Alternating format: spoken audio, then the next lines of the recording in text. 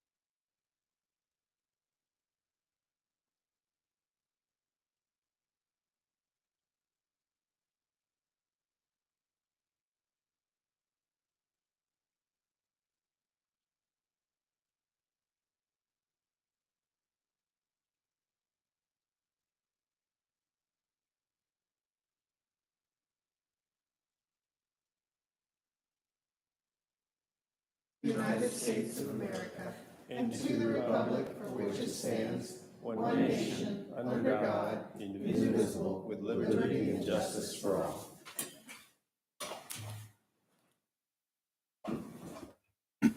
I would like to call the Milton Planning Commission of December 19th, 2024 to order. This is a regular meeting of the City of Milton Planning Commission. I am the chair, Judy Birds.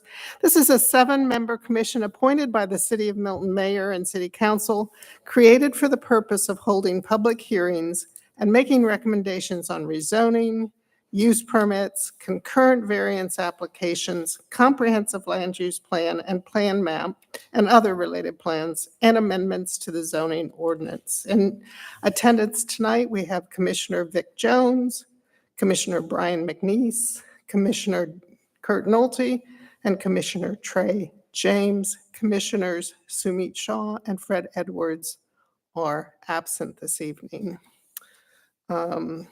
Do we have any public comment? We do not have any public Okay, comment. then I will General. forego reading that.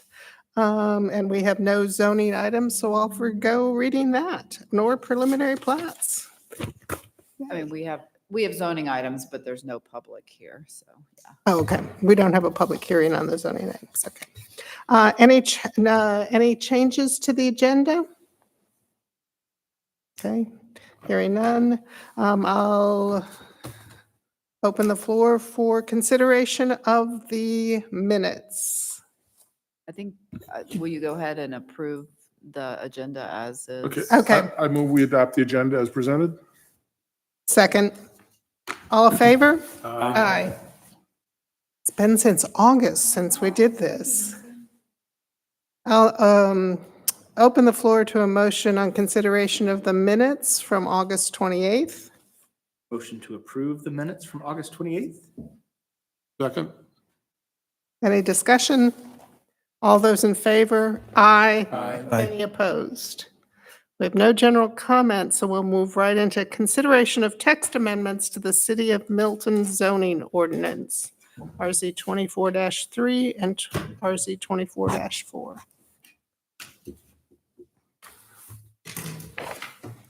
Good evening, Madam Chairman, members of the Planning Commission.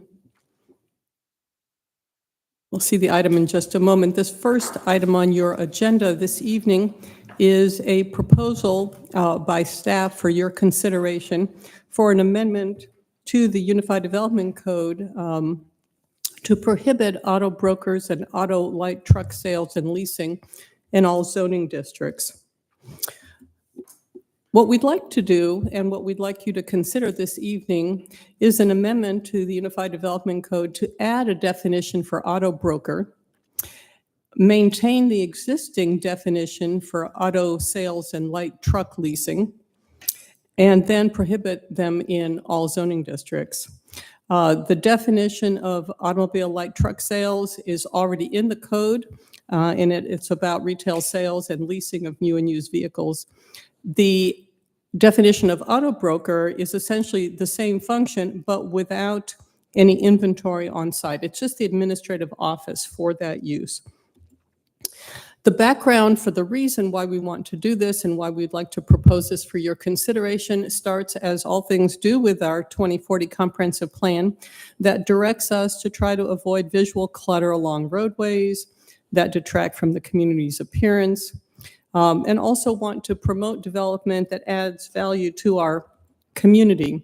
One way that we're looking at doing those things is through our project Destination Deerfield, a major city initiative to try to add value and create a new direction for the Windward Deerfield area.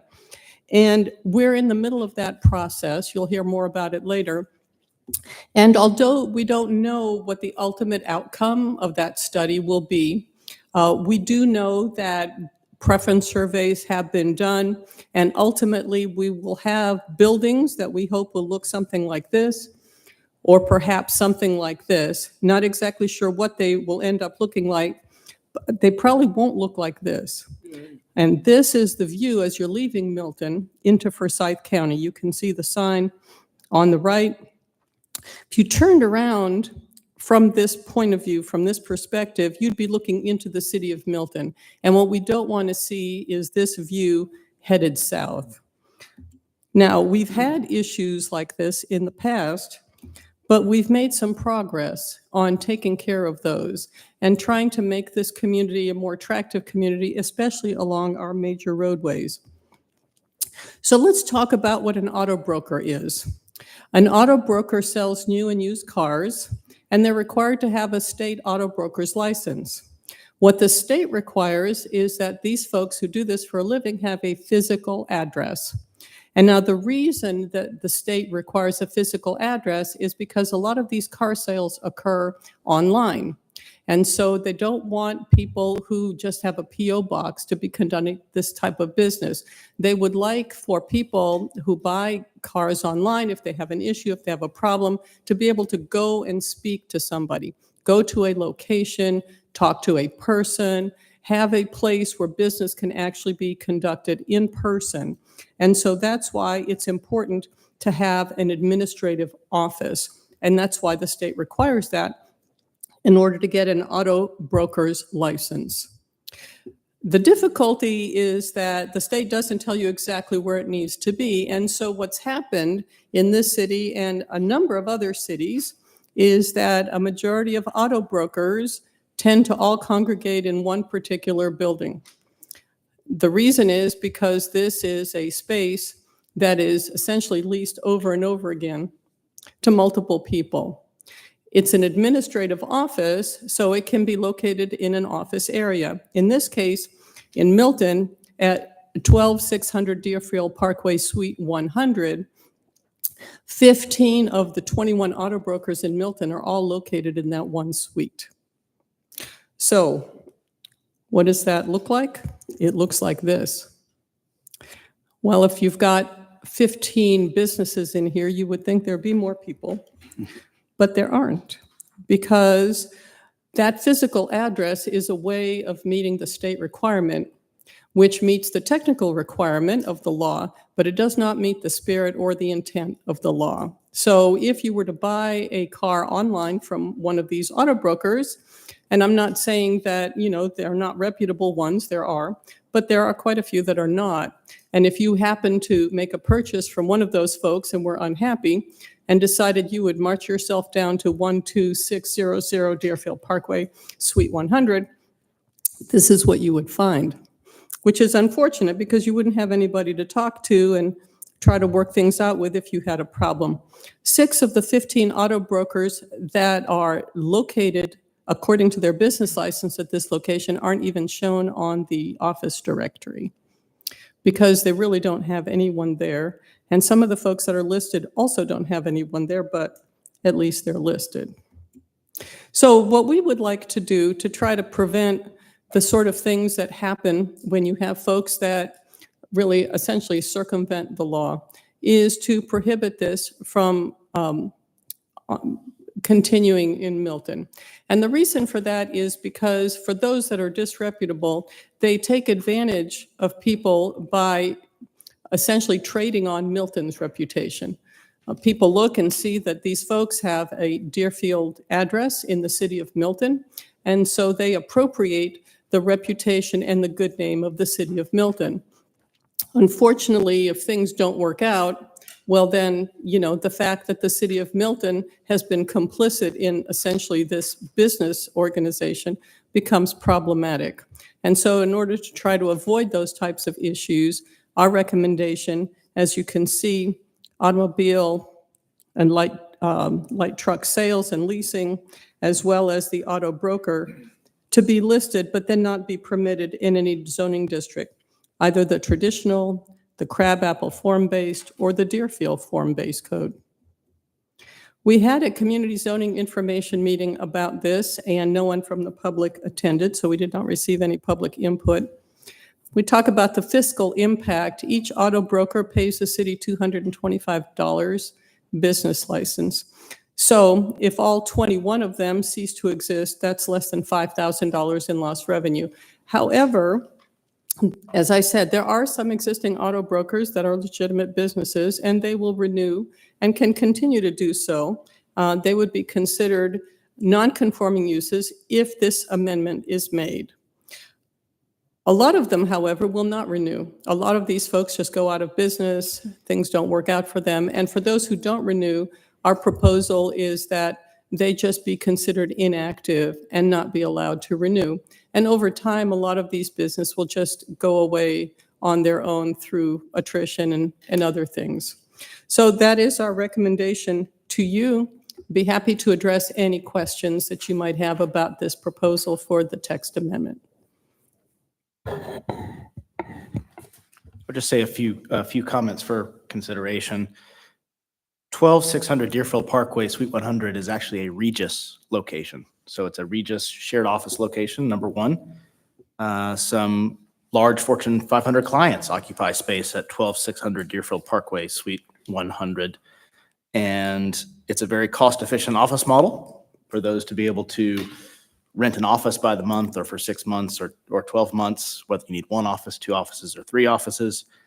And as it relates to the directory, you have to pay an additional $50 per month for signage, and some companies just choose to forego that expense versus being on that directory board.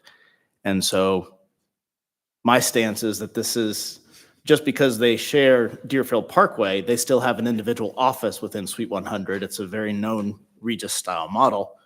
It's not necessarily an indication of anything nefarious or ill-intentioned. Just some thoughts for consideration.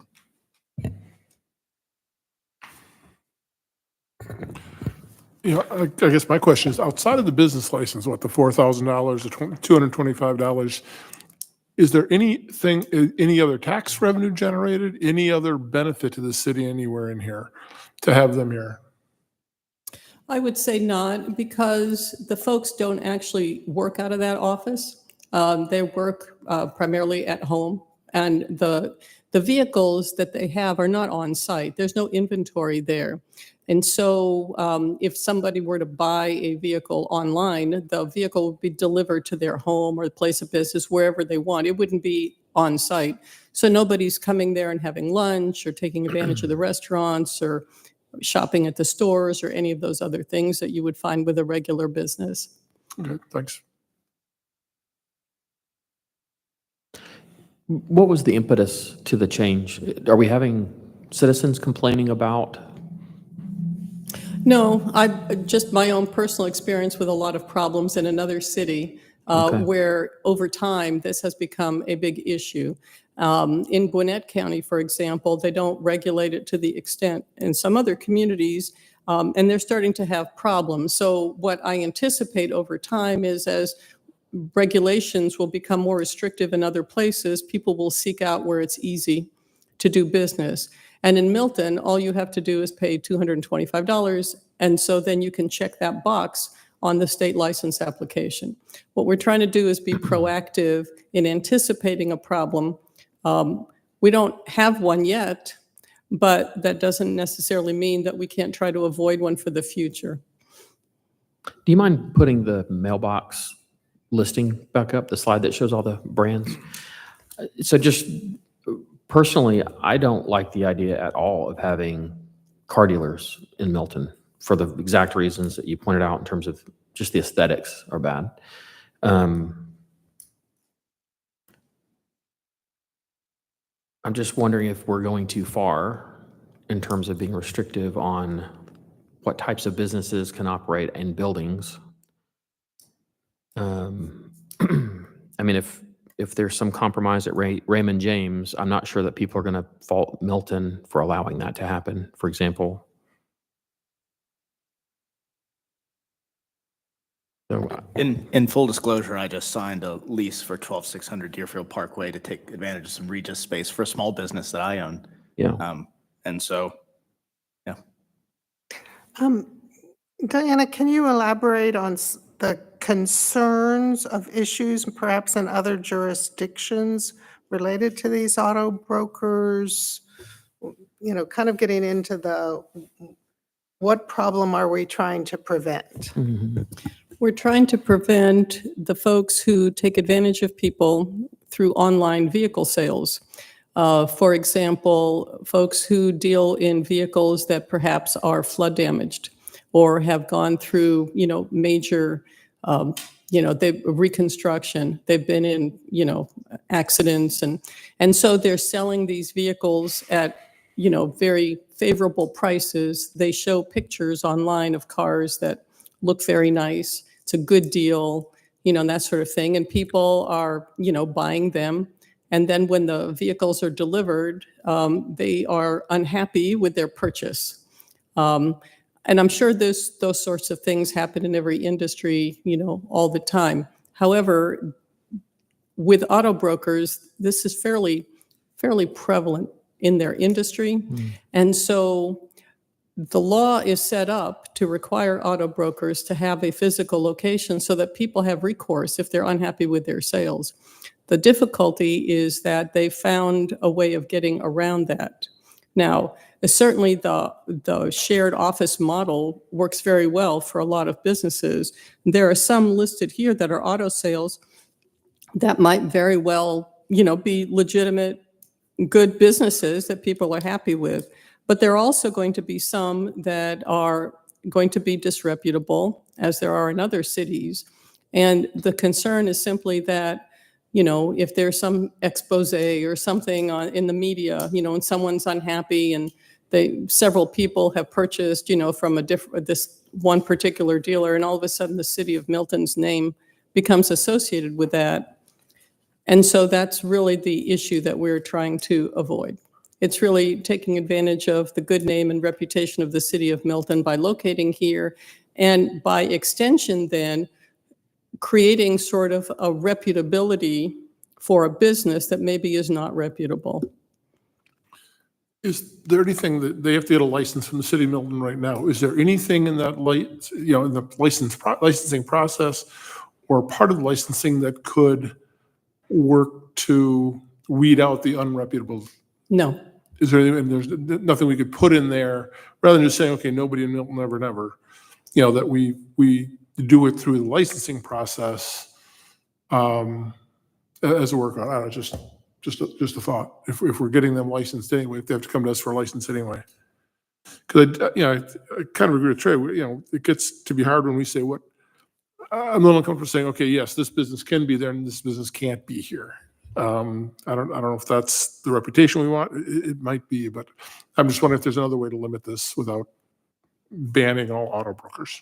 I think if you would have said that there have been a number of complaints where there was fraud or there was some deception or just people selling cars that shouldn't have been sold, I may be a little more compelled to be on board. But I mean, just like Anti-Aging Atlanta, I've never heard of them. Pretty sure they can't, deliver on their brand. There's, where do we stop is the question I would ask. Like if we're doing it for car dealers, are we going to do it for anti-aging companies? Well, And right, yeah. but counterpoint, we do that for nail salons, we do that for vape shops, we do that for other types of businesses. We say, we don't want you here also. So I'm talking a complete circle here. Yeah.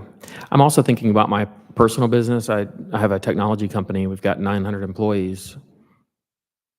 80% of those people work from home. I could see a time where there were no physical offices. I know people are generally unhappy with technology, so I know we have customers who are unhappy at times. So I think the mechanism for holding my business accountable, for example would be, you have to work through it. I don't know what the solution is. Well, there is no state law, though, that speaks to your company and the requirement for a physical presence. True. I mean, and there's a reason for that state law, and Yeah. there's a reason why it's required that you have a place where you can have face-to-face interaction. Yeah. And that is to prevent a problem. The state anticipated the problem, and they tried to enact the words, the language that would prevent that problem. But the industry has found a workaround. Yeah. And so, the problem hasn't been prevented. The fact that a lot of people maybe are not aware of it, or it hasn't risen to that level of attention that causes a problem, doesn't mean that there isn't an issue. We can be proactive or we can be reactive. Either way is fine. It's just a matter of what's important to this community. I'm being educated tonight. I wasn't aware that any of this process existed in terms of having to have a physical address. Some of it might wrap into the second part of it is if we're also looking to, it's being proposed that we wouldn't have automobile and light truck sales and leasing. If you did have inventory in Milton, is this a consistency, or would it be another way to say, oh gee, that could create, if you don't allow it with a physical inventory, then just become a broker and do it the other way and bring them in. So somewhat they might be interrelated, that one could be the backstop if we recommended to not allow the other. I think the fact that, I forget the stat, 17 out of 21 are all in that one building. Yes. It kind of smacks of there being a loophole. So I'm speaking out of both sides of my neck, but just trying to get head wrapped around it. What do we do in terms of like holding those businesses accountable? Are we having to get involved there much at all? What would we do if we sign this tonight, or if we approve it, it gets approved? What's the next step after that? Well, the folks that want to continue operating and renew their business license will do so. And the folks who don't renew won't have the opportunity to renew. So anyone who's here is grandfathered in, it just Exactly. won't expand. Yes. Okay. I did have one question on the language, and I may just not have read it fully enough, but it says under B1, page 13 of the handout, it says, as administrative office, it's the red text, as administrative office for sale or lease of vehicles with no inventory.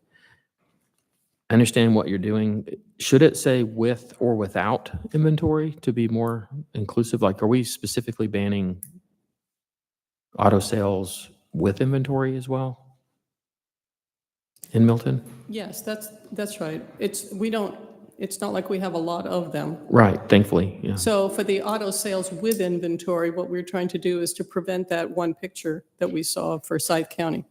With the auto broker that has no inventory, what we're trying to prevent is the disreputable business practices. I guess my question is, would it make sense to add the language with or without inventory? So whether or not you have inventory is, you're still not allowed to do business in Milton. Are you talking about for the auto broker? Under the broker? The auto broker is just the administrative office. Okay. So Maybe they have that's- no inventory, and it was intentionally stated that way because that's the distinction between the auto broker and the auto sales. Okay. The auto sales has the inventory. That solves for me. Thank you.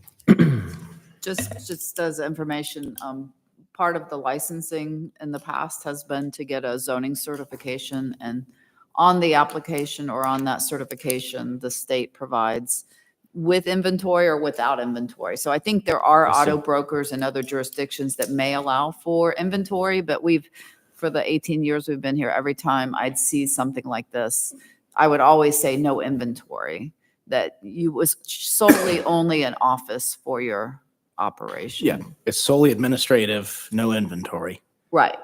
I mean, it's not to say that, I have talked to some that they may bring an auto there for a customer to look at, but it's not there to stay. Yeah.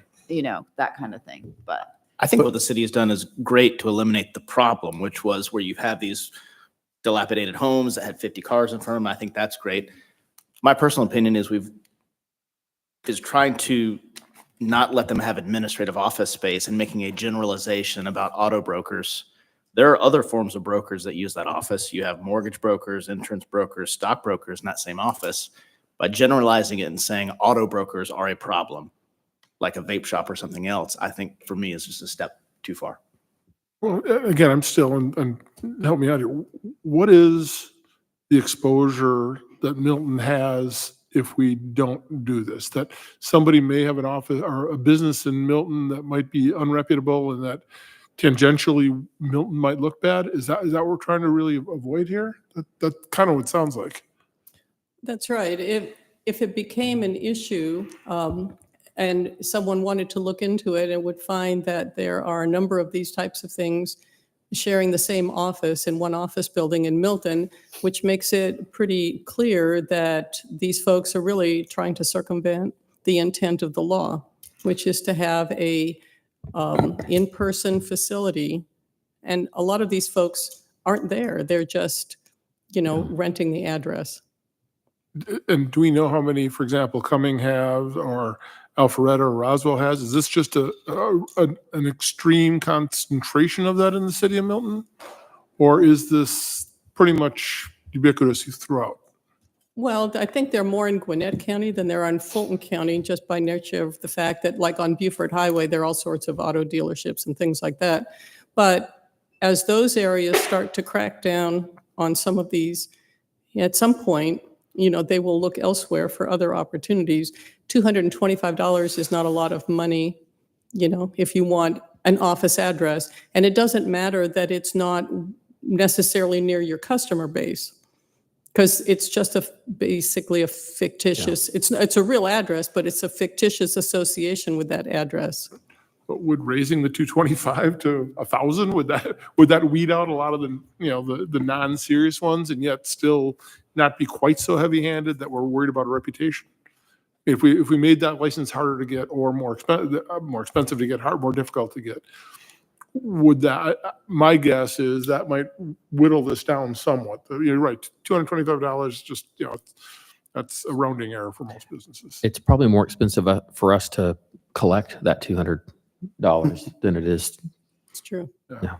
That's true. It might be hard, though, to justify in our fee schedule to say that most, administrative offices, $200, except for auto broker, which is $3,000. It would be difficult to make that case. And then if somebody objected, it would be hard to establish why, this is a more, onerous use on city services or some other justification for that higher fee. I think it would be easier to justify a higher fee or justifying no brokerage, no auto brokerages at all. Right? I mean, those are the two. So I don't know. What do you guys? Any other thoughts? Are there any other? Do we have the same wording for any other categories of business? I'm sorry, same what? Do we have a similar code for any other categories of business? Any other types of businesses?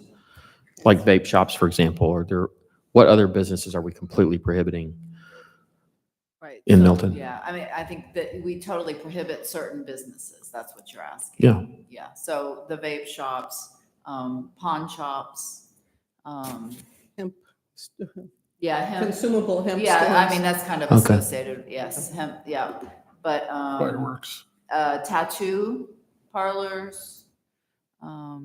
So, yeah, and I do know other cities, and some of those categories are very jealous of our code because they don't have to deal with massage parlors. They don't have to Right. deal with, pawn shops. I mean, that's never been an issue for us because from the beginning, we kind of excluded those. But those are more, I think that's more obviously a negative kind of business for the city. So. I think massage parlor is a good example. There are some massage places that are reputable businesses, and people go there because they have, obviously muscular and other issues where they need that massage therapy. But most of them are not reputable. I think we all know that. So some cities regulate them so where it's a process, a very difficult, onerous process to get approval, making it some special use or conditional use or something with high fees. And other cities just outright ban them because they don't want to, they know that the majority are problematic and they just don't want to have to deal with retroactively trying to fix a problem when they are proactively trying to, prevent a problem. Do you know whether any of our surrounding cities have a similar restriction on auto brokers? Like, can an auto broker do the same thing in Alpharetta or in Yes. Roswell? Yes. So Milton might be unique in that way in terms of prohibiting brokers. Yes. Milton is unique in several ways. Well, and that's why I live here. That's why I appreciate it. So, okay.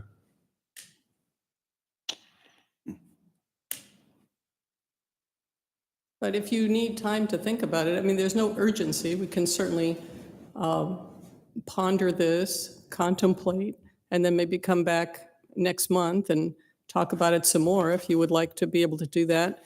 Maybe at a meeting where we have some public commentary and the community can weigh in on this, if that would be your preference. One other question. I mean, it sounds like we're doing this to deal with a bad licensing process, right? The licensing process is broken because they say all you need is a physical address. So we're taking steps to shore up Milton against a bad licensing process. I mean, is that safe to say? You know what I'm saying? It sounds Well, like the state had an intent. They were trying to create a law that protected the public interest in some way. And they thought the way to do that was to require a place where there could be face-to-face interaction between the customer and the auto broker. And, you know, as with a lot of things, people who aren't always on the up and up have found a way around it. Right. And so it's a good intentioned law that is designed to protect people, but it is not sufficient. And the people who wrote that law understand that there's workarounds going on. Are they doing anything to shore up their law rather than have the municipalities do this? I don't know. Okay. You know, I don't know. Yeah. I think I'm still struggling with calling this a workaround and generalizing that all auto brokers are nefarious or doing something wrong. So for me, this whole thing just takes it a step too far. Well, Administrative, I totally understand. We don't want auto brokers, you know, with 50 cars on the front of Highway 9, but restricting an administrative-only office and specifically an office that's used in the same way as mortgage brokers, insurance brokers, stock brokers, and real estate brokers who also occupy a space within there, I think it's just a step too far. Well, especially when the only downside is Milton's reputation may get tarnished if somebody doesn't like doing business, has a problem doing business in one locale. And the example that you used about massage parlors, certainly we don't want to be affiliated or associated with that. Some massage parlors are legit, some are not. Some auto brokers are legitimate, some are not. Some real estate brokers are legit, some are not. Some mortgage brokers, et cetera, et cetera, et cetera. I don't think that it should be up to us to pick or choose or to just altogether abandon and say no auto brokers administrative office space in Milton. So are you looking for us to make a recommendation, a motion and recommendation? If to approve. you are ready to do so, Okay. if you would like to consider it further, that's fine as well.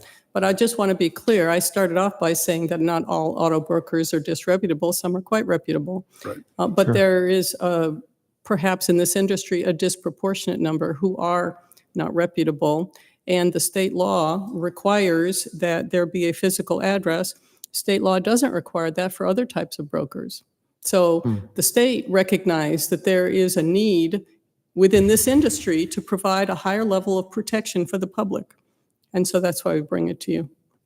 So is another possibility that if an auto broker would want to locate in Milton, they'd need to get a use permit and we could vet them to make sure they're somebody legitimate that gives good customer service? Yes, we could certainly do that.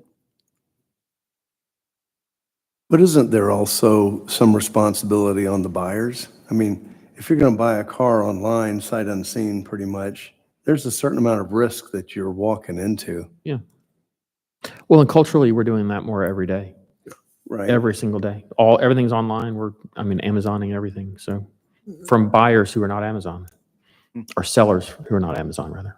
And it is different, but it's in a way it's similar to like some of the car wash places around here where you read in, the neighborhood news, don't go to this one because they did this to my car and now they won't fix it. Yeah. There's some mechanism there. Yeah, it's kind of a self-policing, right? Where people go, I went to them, I bought a car and then they, it was messed up and they wouldn't stand by it. Yeah. I recognize that there's enough potential pain here that it necessitated writing a long document and doing the work to present tonight. It's pretty new to me in terms of the problem, so I appreciate you explaining it. I personally think it'd be helpful to dialogue about it more and not make a recommendation tonight. It would be my position. I agree with that. Do you want to make a motion to defer? I'll motion to defer. And I second. Sorry, who Any did the further- second? I'm sorry, who did this? I second. So the dialogue that we have about this, I assume needs to be in the public forum, Mhm. sitting right here. So generally, when you defer, it'll be on the next, we'll talk about it again in January. Okay. And then is there anything wrong with us discussing it outside of this in preparation for that meeting? We as a body cannot, but if you have a question you want to ask Diana, email Diana, you're free to do that. Okay. Can you give us some maybe suggestions for us to go back and do some homework, whether it's getting some information about nearby or adjacent jurisdictions? And, is there anything that would help you that we can provide to you? I think Kurt's question about is the state looking at doing something in addition to what has already been proposed, is already in motion, would be helpful. Mhm. Um, And in my case, it would be and I would think we'd just do it in T5 or T6 in Crabapple or Deerfield. Would you all, if you think one alternative, and you could weigh the pros and cons of that, would be a use permit or a warrant, what would that look like? What do you think that would take us the step so that legitimate people could do business here, but they have to prove they're legitimate somehow to your judgment or to our judgment if it's a use permit? I That's think by the potentially a sheer slippery fact. slope. Yeah, I mean, think about all the different types of brokers there are. It's a Yeah. slippery slope. If you're spotlighting this particular auto type broker. of broker, Yeah, I mean, because another alternative, and I hate to tell people how to run their business, is to say, if you want to be an auto broker in Milton and use Milton as an address, you've got to have somebody on site so many hours a week. Or so many hours a year. then which- that begins to get into telling someone how to run their Yes, business. which and- I didn't want to suggest at first, but I'm trying to figure out what problem are we trying to solve, and so we the can problem- understand how to solve I it. agree, and I don't know what I would learn in the next month that would say, yeah, this is, of the top things we have going on in 2025, this, I don't know, would make my top 25. Is this something that we really need to be doing? And I don't know so I'm probably, not in favor of deferral just because I'm not going to learn anything else that's going to say, yeah, now Milton should stand for this. Because I don't know what problem we're solving. If it might tarnish our reputation because something, but I don't see there's a huge risk. But that's. And then, I'm assuming this comes as a bundle, so we would also be deferring the removal of, call them car lots, as well. So we defer the whole RZ 2403, which includes the other half Yes, too, though I that's- think yes. what I'm hearing here around the dais is, yeah, we get that because they tend not to look very nice. And It's purely just, aesthetic. Yes. so it really is along this, what problem are we trying to solve with the broker and how to best to solve it? Very good. Did everybody vote? I know there was. No, No, yeah. I'm just trying to clarify, Okay. is there any other suggestions about, let's see where the vote lies on deferral or voting tonight. Can I ask another question? real Sure. quick? So if we turn down the proposed change, what prevents you from presenting this again in the future when this becomes more of a problem? It can be presented again for a vote in 6 months if we find that there's problems from it, right? Absolutely. We recommending, so we recommend, we could recommend not going with this, right? Mhm. And it could still be presented to council and council would make up their mind on this. Got So it. we're not a complete gatekeeper on this. We just, have review of it and say whether we think this is a good idea or a bad idea, and it's up to council to take it from there. Yep. Or if I can rephrase that, the way it's written now is to preclude it, we would need to recommend no, that be a warrant or a permitted use in the following zone. In other words, what red lines would you make to this document for auto brokers? So Judy, are there zones that you feel like it would be fine for? Because I don't know the zones as well as you do. Well, I took it a step further to say that wherever administrative offices are permitted, which is T5, T6. Is that correct? Correct, that's how, Or see- thus far, considered an office, an administrative office. Right. And you wouldn't, and C, but not C1 outside of the Crabapple or Deerfield? Right, everything would be excluded, but we've never, so, right, I mean, you could have an office in C1 because it's a, but we've never had that issue, so. I think one of the reasons also you might see a perceived proliferation of auto brokers at that site is the fact that within Milton, there are very few co-working spaces available. There's Thrive in downtown Alpharetta. There's a Thrive just down the street here. Both of those, having looked at them myself, are significantly more expensive than Deerfield. And I believe 12600 Deerfield Parkway is one of the only, if not the only, Regis location in this Milton city limits. Yeah. And I know that Regis and Thrive both have a service that's specific to intentionally not having office space. So as a business owner, you can say, I just want you to be my physical address and I don't want offices anywhere.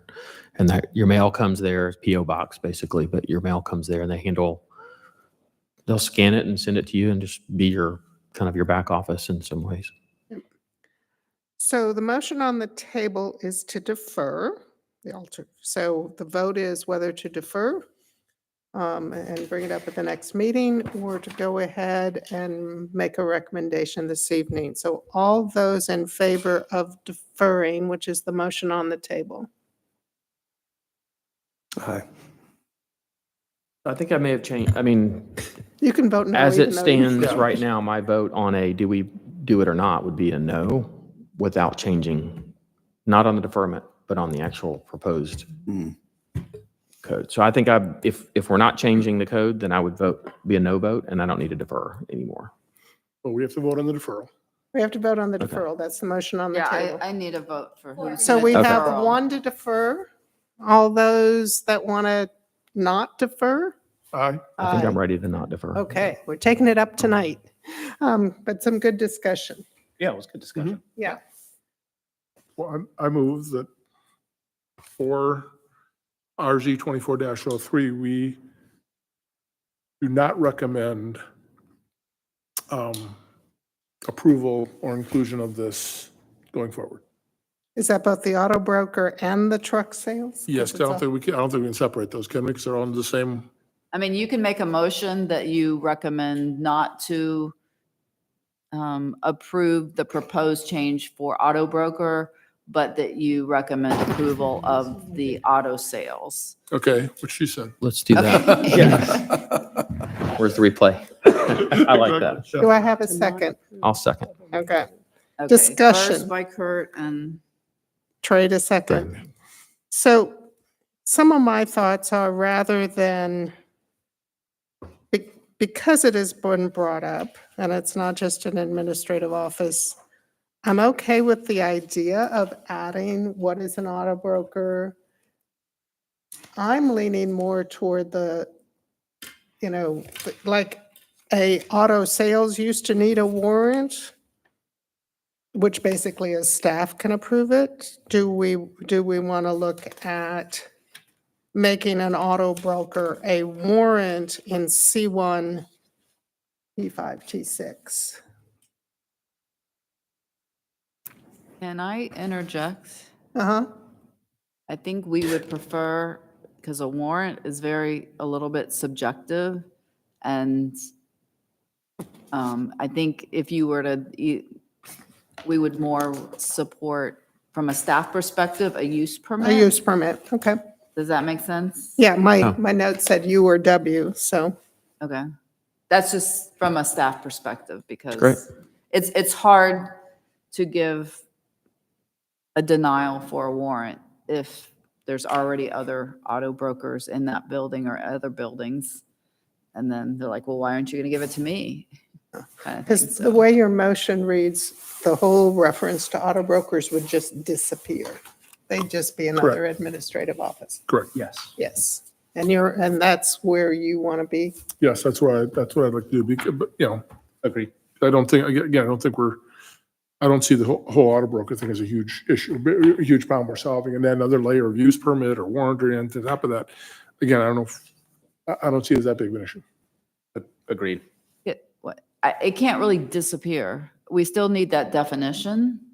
And then it can, if you prefer it to be Permitted. permitted, you put a P. I can't just let it disappear because it makes it much easier to enforce if that's your recommendation. Are there special permits required by mortgage brokers, stock brokers, financial? Not like- from a zoning perspective. Obviously, they have other regulations, but This is being brought up because it is a special clause within the state law that draws out a requirement on auto brokers and their administrative offices.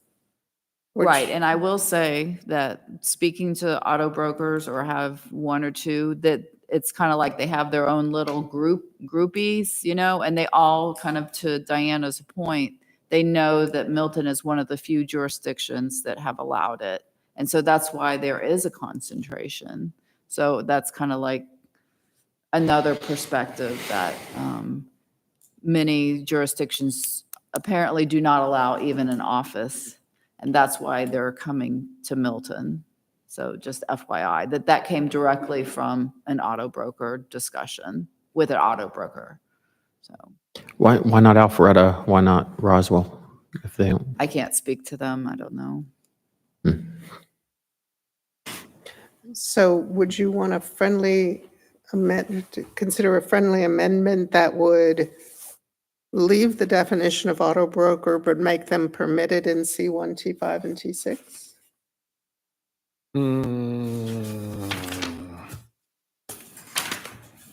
Because effectively, is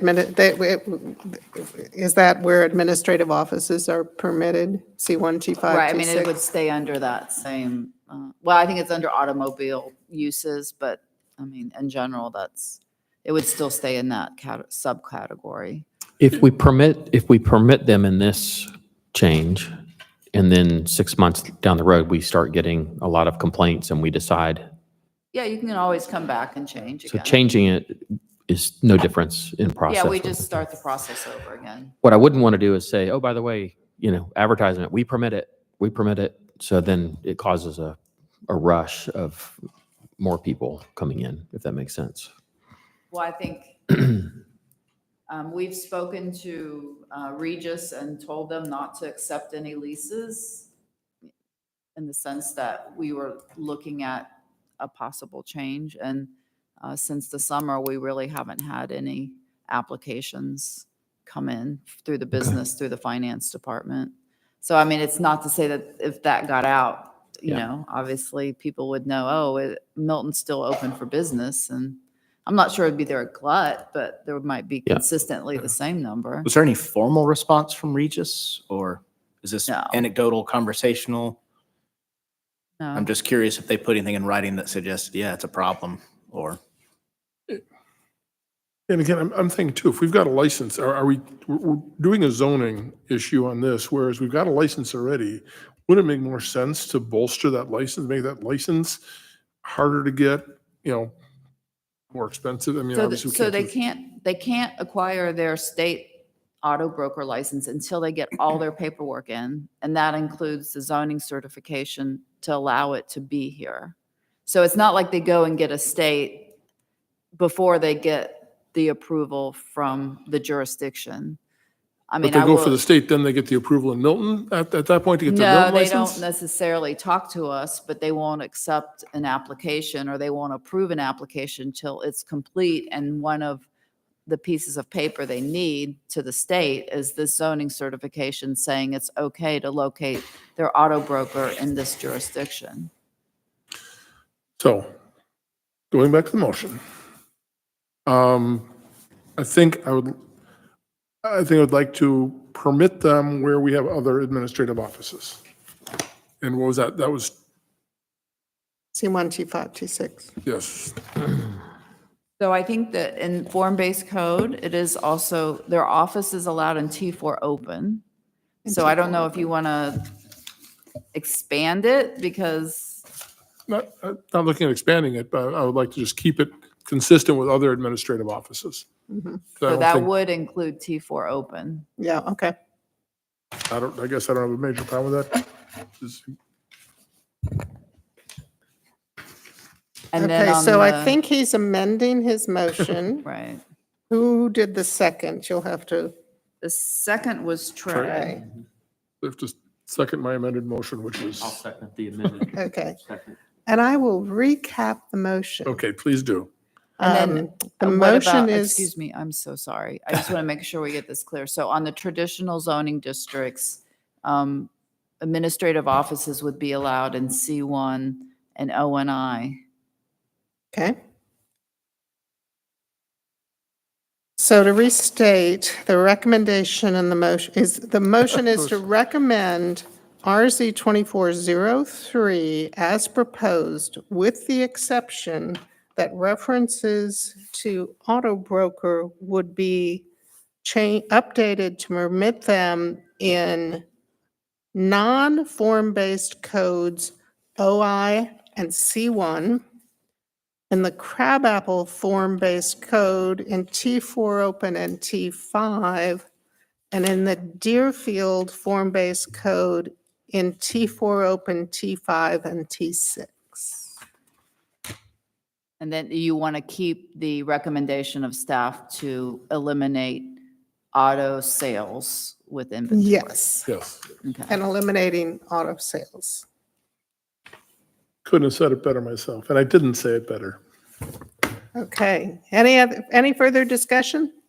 Can I get clarification on that last point about auto sales? What, again, what's the motion there? That Auto sales. the way they've proposed it, which is it would not be allowed in Milton. Would not be a No car permitted lots. use for And it's car specific to lots. car lots, but technically the auto broker with the office at 12600 Deerfield is conducting business and selling cars. They just don't have inventory. They But don't it's have- called What's it? retail sales and It's lease. retail sales with inventory, yeah. And With so inventory. currently, it's allowed with warrant, but to be honest, there's only been one physical auto sales business, and that's over by 5 Acre Road and Highway 9. And that had been there before we became a city. And so it had been grandfathered in, and then it had gone for whatever, different reasons, it went out of business. And so that's why Diana showed that picture of a cleared lot. So, Yeah, and the clarification from staff was that that does not include like the storage facility that runs U-Hauls Right. kind of as a side business, or the Home Depot that you can rent a truck for $19.95 to take your stuff home. But that is not, that's excluded. Any further clarification? Okay. All those in favor? Aye, Aye. Aye. and showing none opposed.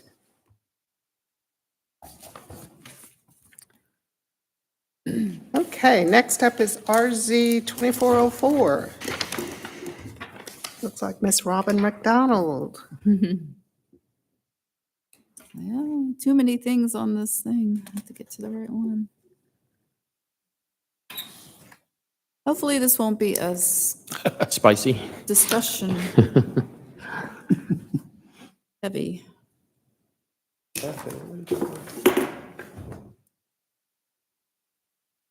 Okay, so tonight, we're here for RZ 2404 is proposing a text amendment to Article 7A crabapple, only crabapple form-based code, in regards to density calculations as it relates to the number of building units and parking structures.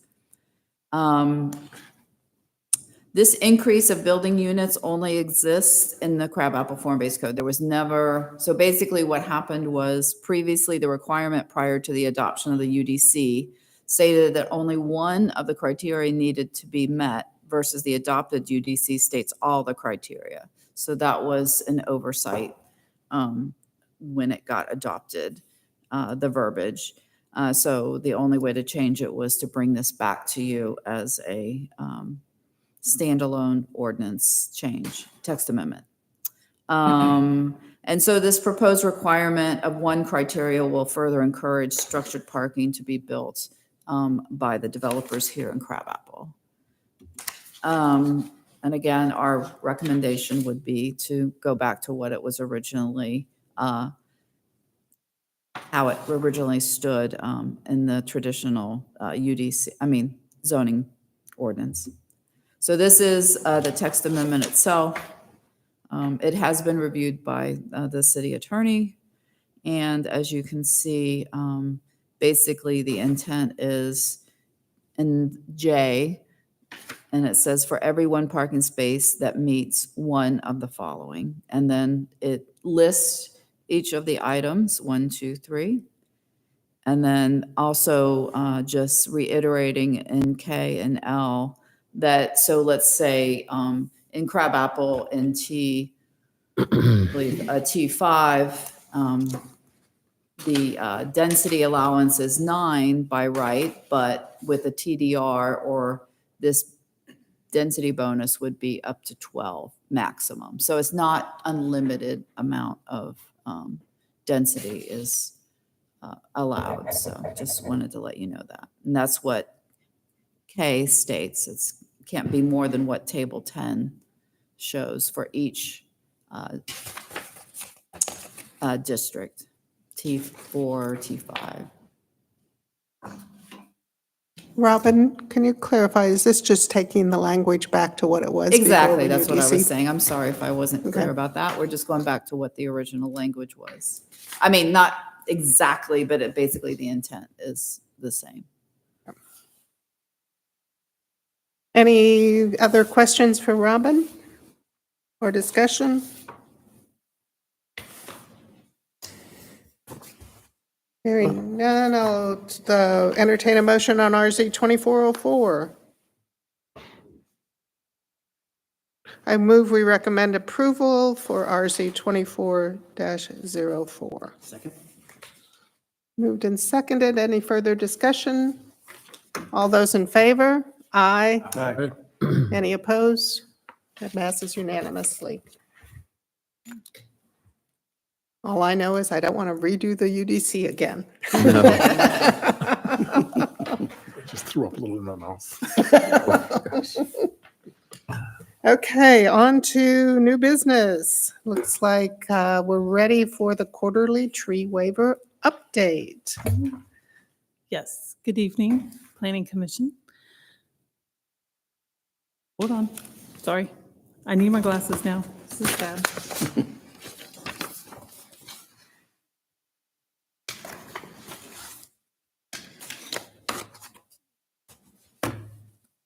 Okay, as a reminder, for the record, Sandra DeWitt, arborist with the City of Milton. And tonight I'm going to present to you the tree waivers we have issued the last quarter. It's been a minute since I've seen you guys, so we had a few things go on since the last time I was here. And just to remind you, the tree ordinance and the UDC, Article 11.1, has a section on waivers that authorizes the administrator to waive any provision of the tree ordinance. The administrator shall determine if the waiver is justified before issuing a waiver. All approved waivers will be presented to the Planning Commission, as we are doing tonight. And the Planning Commission is given a chance to make recommendations or for amendments to the tree ordinance if you feel necessary based on these waivers. So here are the waivers that were issued in the last quarter. I'll run through them real quick. We had one at 1750 Providence Farms Lane, which is an existing residence. 12780 Birmingham Highway, which is a new subdivision you saw recently on a plat, Rosemary subdivision. We had 3 lots, 615, 625, and 635 in Claxton Lane, which is the new subdivision off Hopewell. 12990 Cogburn Lane, which is an existing single-family, 1-lot residence where they were doing a demo and a rebuild. 3485 Bethany Bend, which is a new subdivision that you also recently saw on a preliminary plat. So hopefully those are fresh on your mind. The first one, just give you an idea of where this is located. This is the single-family existing lot, 1750 Providence Farms Lane, which is in Providence Farms subdivision off Providence Road. And as you can see, the parcel is outlined here in red. It's a flag lot towards the back of the subdivision in the cul-de-sac. The waiver request was for a waiver from Article 11.1.1 G2, which requires specimen tree recompense at a replacement value of 150% of the removal square footage of the canopy. And if you remember the tree ordinance well, I'm sure you all do, specimen tree recompense is required regardless of your canopy coverage. So anytime you remove a specimen tree, you have to replant it, and you have to replant it at the 150% of what was removed. So this person asked for a waiver. He applied for a tree removal permit to remove a specimen tree that was in close proximity to his house for fear that it may fall in a storm or any kind of situation like that. And it is next to where the bedrooms are in the house. So he asked for a waiver from this replacement requirement of the specimen tree. Sorry, because he had a lot of existing canopy that will remain, and he exceeded the minimum canopy requirement. So I'll show you what that looks like. This is kind of a close-up of his parcel minus the stem. But his lot is R2. It's a 3.64 acre lot. The required canopy coverage for R2 zoning is 57%, or in this case, 90,000 plus square feet of canopy. I did a quick measurement of his existing canopy, mostly focusing on the main parcel, not including the stem, using our GIS tool. And as you can see, he has way over the minimum required canopy coverage. Doesn't really have a lot of room to do a lot of new tree planting. So that's why he asked for the waiver from this. So we determined that this was a reasonable request and approved the waiver. Any questions about this one? Okay, the next one is 12780 Birmingham Highway, which I mentioned is the Rosemary subdivision, which was recently platted. And they came in for their land disturbance permit. They realized that they needed a waiver from the tree ordinance. So Article 11.13 D2 requires that your existing trees must make up at least 1/3 of the required canopy coverage. And in the tree ordinance, the canopy coverage requirement applies to a subdivision as a whole and each lot in the subdivision for any new development subdivision. So they requested a waiver from this for lots 1 through 5 and lot 9, stating that there were topographical issues and engineering constraints. They kind of have a tight entrance coming off of Birmingham Highway, where they didn't have a lot of room for the road and the lots, and there were some stormwater issues as well. They had to account for a lot of stormwater quality control, and they also, as you know, in Milton, had to make room for septic. So this is why they requested the waiver. And I'll kind of show, I know this is kind of hard to read, but I had to fit it on this page.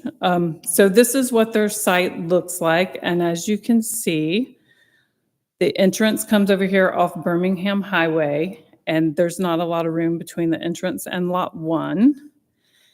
And then I highlighted the areas in the front of lots 1 through 5 where they are doing their septic. And behind lots 1 through 5, you'll see where they are having to do some grading and put in a stormwater culvert to capture the stormwater they needed to. Lot 9 is on the north end of the neighborhood, and it is right next to the civic green space they are proposing. And they also have that highlighted area there, the big square, is actually their stormwater quality control as well. So they had to do a lot of grading for that, and they had some topography issues in the back of Lot 9 where I highlighted the grading that they are going to be doing in Lot 9 to get the foundation in for the house, as well as you can see in the front is their proposed septic area as well. So these were kind of the constraints that they were working with on just these lots in the front. The other lots, they didn't have a problem meeting the 1/3 of existing canopy. But by the time they finish, and I forgot to include the planting plan, I apologize. But by the time they finish the planting plan, they will meet the canopy coverage on each lot. They're not going to exceed it greatly, but they will be over the 57% requirement. So I have a question. I'm trying, if these weren't granted, what would that would force them to redo their subdivision? I mean, I guess I'm looking at, when we look at other things, we look at hardships, and this looks like self-imposed hardship. That they want to put this many houses here, so they're asking for these waivers in their front yard. Right. They are trying to maximize their lot uses for sure. If you can see in the north end, they have all that area that's not being developed is stream buffers. So they can't develop that area. So to fit in what they wanted to in the front, they did need this waiver. Yes. Okay. I guess I'm not a real big fan of that. Right. That kind of sounds like. Right. And I wasn't either. So this has kind of led us to now when people come in for a preliminary plat to kind of really push them to look at their tree save ahead of time. Because as you know, sometimes that's kind of like the last thought is, oh, let's fit all this stuff in and then, yeah, we can make the tree ordinance work.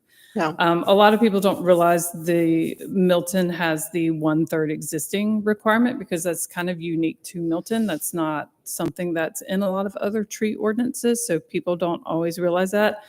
So because of issuing this waiver, and you'll see the one that we did recently for Claxton as well, we have decided internally that we need to focus on getting people to understand this pregame.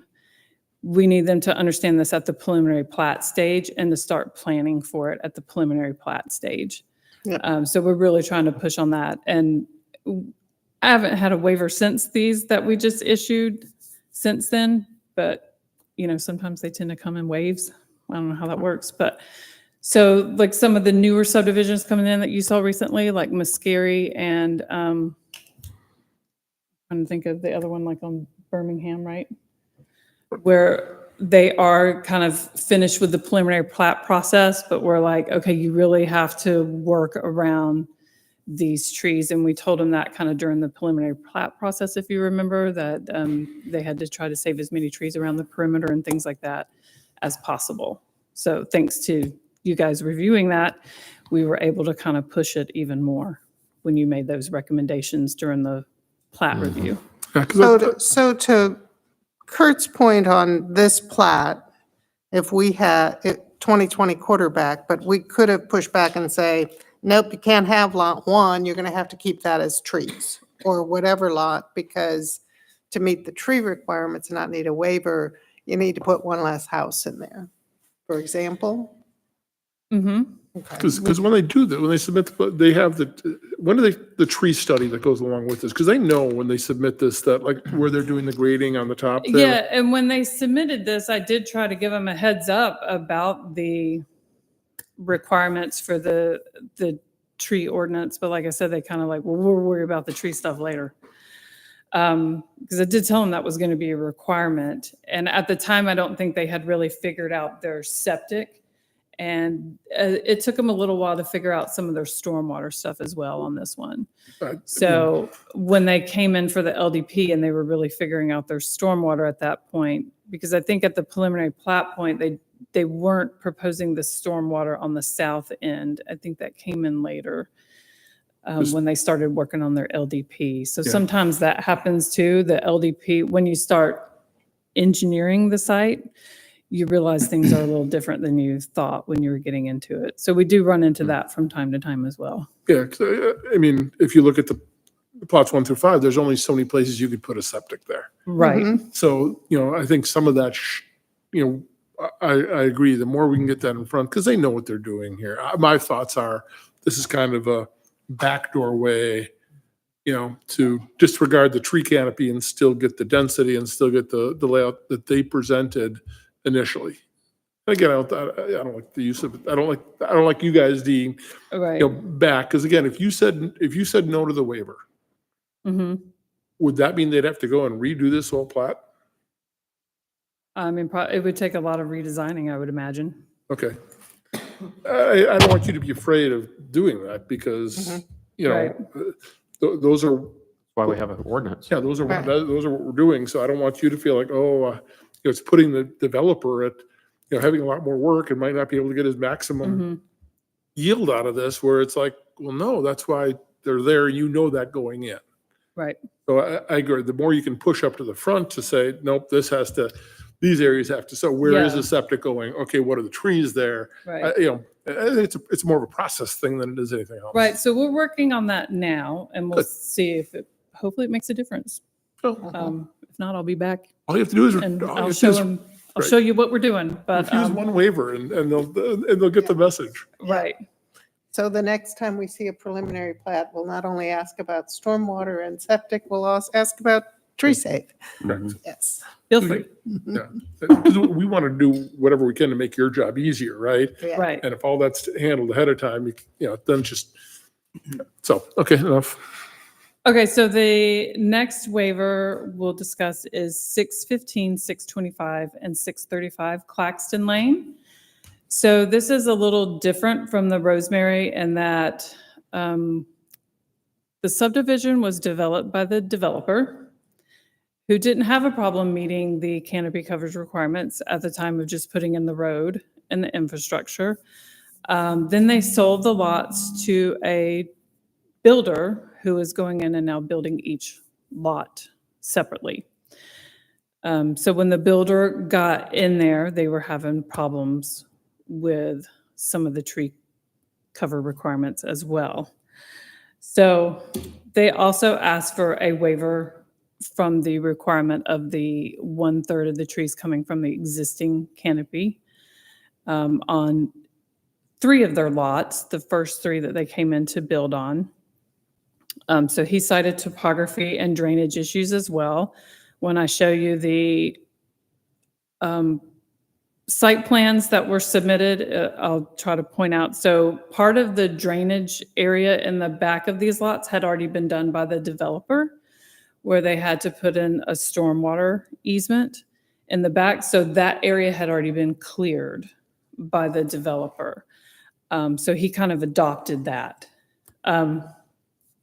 And also, this is an area where there was farming in the past, and this was kind of a secondary growth forest. So in secondary growth forests, you do end up with some undesirable species. Pines, sweet gums, and poplars. We like to call them our pioneer species because they're the first things to come and establish after something has been cleared. So he was dealing with a lot of that too, where it had a lot of the secondary growth, undesirable trees. And he was willing to replant over the minimum canopy coverage requirement to make up for it and to clear out more trees. Now, he wasn't able to meet the 1/3 completely, but he came close on a couple lots. He was just short, and I'll show you that in a little bit. So I know this is kind of crammed in here because I kind of felt like you needed to see all these together to kind of see the flow of it. Because if you'll notice when you lay them out all together, so 615 is the one on the far right, and then it goes 625, 635. So you'll notice if you look closely that a lot of the grading overlaps because of the topography. He's actually wanting to grade all these lots kind of at the same time because he needed to blend in the topography to get some of the driveways to work and to also get septic in there. And then in the back on the bottom of all these lots, you'll kind of see the drainage easement that I was talking about, and all that had been cleared. So normally where he would have saved trees in the back, they were already gone from the development. And then the last lot on the far left, which is 635 Claxton Lane, you can't really tell from this image, but it's right next to where they put in the detention pond. So the other area where he would have saved trees along that lot line where he didn't have to really do a significant amount of grading was already cleared when they did the detention pond next door. So that was kind of some of the things that he inherited that weren't really. So these are all zoned AG1 and they're less than 1.49 acres. So the minimum canopy coverage requirement, is 57%. So 1/3 of that would be 19%. So he had to have 19% existing to meet the 1/3 requirement. So on 2 of the lots, he was at 10 and 12%. And those are the first two, 615 and 625, the far right and the one in the middle. 635 was the least amount that he could save because there were so many trees cleared. There were some trees cleared off that lot already for the stormwater stuff. But post tree canopy, after he does all his planting, so if you look on the site plan, I know it's hard to see, but all the little dots on there with letters are proposed trees to be planted. So after his planting, he will be over 57% on all lots. He'll be over 70%. So he was willing to plant back more. He wanted to make a valiant effort to plant back more. And he's planting back a mix of species that are all native, and they're trees that will be specimen size. There are lots of oaks and elms and things like that. So he wanted to go back with some more desirable native species and really plant up the sites. And this is a builder who is known for doing that. He plants back good stuff usually. So, and he always follows his plan. So I trust him to do that. But so these are these sites too. And again, we weren't exactly thrilled to give this waiver, but we wanted to work with this builder as best we could because he is trying to build nice homes in Milton and make this area a really nice place to live. Sandra, you know, they say trust but verify. I will before they get the CO. Don't worry. I inspect every site before they get their CO. Okay, so the next one is also an existing single-family lot. It's just one lot. So this is at 12990 Cogburn Road, which is where we had a tear down and a building of a new home. So this was kind of one of those unique situations too. They needed a waiver from the 1/3, but for a little bit different reasons than the other lots. This lot is actually under an acre. It's one of those few AG1 lots that are just under an acre. So it's already a tight lot for Milton because, as you know, you have to have septic and we have to have our big house, right? They do have some big trees in the front and they are proposing to save one. However, I did strict enforcement of the tree ordinance on this. Our definition of conserved tree is that you cannot encroach into the critical root zone more than 25%.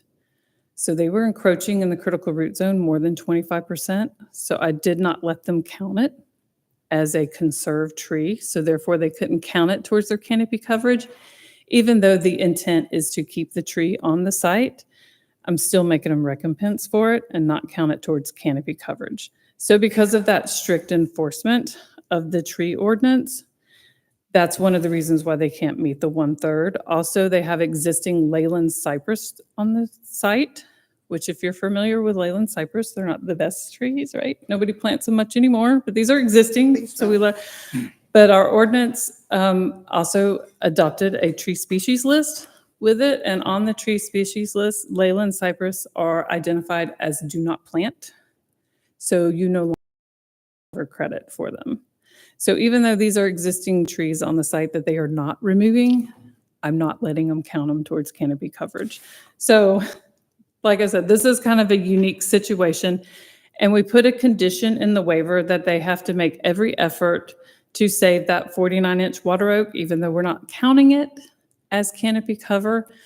We threw in some suggestions. They already did have an arborist report that they submitted with this that does propose care for the tree, such as mulching, root pruning, and fertilization and pest control on the tree before, during, and after construction. So we highly encourage that they do every effort to save this tree as part of the condition of the waiver. So this is the site. As you can see, it is pretty tight. And so the house they took down is about where the new house is going. However, the footprint of the new house is bigger than the existing house. Surprise, surprise, right? And they are adding a second driveway cut because, as you know, this is Cogburn Road. It's pretty busy. So they wanted to be able to have a turnaround. And they had to upgrade their septic. And so they have a bigger septic field in the back. So with this, like I said, they are saving trees in the back that you can see kind of behind where the septic field is going, but it just wasn't quite the 1/3 they needed. So I have a breakdown here of what the existing canopy, and if you remember as well, in the tree ordinance, your canopy coverage requirement is per the table or existing, whichever is less. So they actually started out with less than 57%, which would normally be the minimum canopy coverage requirement. So since they're already at 51.6% canopy coverage, they just have to maintain that 51.6. So their canopy coverage to remain didn't quite meet the 1/3 requirement, but they are going to be replacing over 20,000 square feet of canopy, and they will be actually bringing the canopy coverage up to 63%, which is more than what was required. Now, in that case, Sandra, did you give them credit for the water oak in calculating the 63%, or is it 63% plus the 4-foot water oak? So the 63% is with the existing canopy that they are keeping to remain, which was only like 5,000 square feet, and all the new replacement trees that they propose to put back in. Which, again, if you look, this is kind of the same designer on this. So they're the little dots with the letters in them are all the proposed trees. I didn't give the full list of trees that they're planting out there, but that's what it is. And again, it's mostly native species like oaks and elms and things like that. This is kind of what they choose. So I didn't quite understand the answer, but I think the answer was it'll be 63% plus the canopy from the water oak. Oh, no, we're not counting that one. Well, yes, So- plus the canopy. So the 63% does not include the water oak. So it's 63% plus the water oak, but we're not sure if the water oak will survive. But that's why we're going ahead and making them replace anyway, in case it doesn't Okay. survive. I got a question. I know going through the tree canopy we discussed this. When you talk about replacement canopy, I mean, are you talking about not what currently the tree they put in? It's over a period of time what that canopy will be, correct? Right. You get credit for what the tree canopy will be at maturity. And so are we talking maturity? Are we talking 10 years, 20 years, 50 years? Depends on the tree? Depends on the tree. Okay. Some it can be 15, some it can be 25. Depends on the tree. Good. Right. Okay. Any other questions about this one? Okay, so the next one, I almost left it off because this is one that we did do a waiver for, but afterwards, when they did come in for their land disturbance permit, they actually were able to conserve enough trees that they actually didn't need the waiver, but the waiver had already been issued. But I went ahead and just threw it on here just so you would know about it. But this is 3485 Bethany Bend, which, as I mentioned, is another new subdivision, single family, that you probably remember. It's on Bethany Bend, just above the Montessori school, for reference. We saw that one. Yeah. The one with the rear entrance alley garage. Yes. Good memory. Yeah, so they had requested a waiver for the same thing, the 1/3 existing canopy to make up the canopy coverage due to site constraints, because it is a tight site, if you remember the preliminary plat with the alleys and stuff like that. Having to add the alleys didn't leave them a lot of room to save trees on lots. But they were able to save some trees in the back, as you can see, over where the parking and the mail kiosk are going to be located. They were able to save trees, and because this is R5A zoning, their minimum canopy coverage is 30%.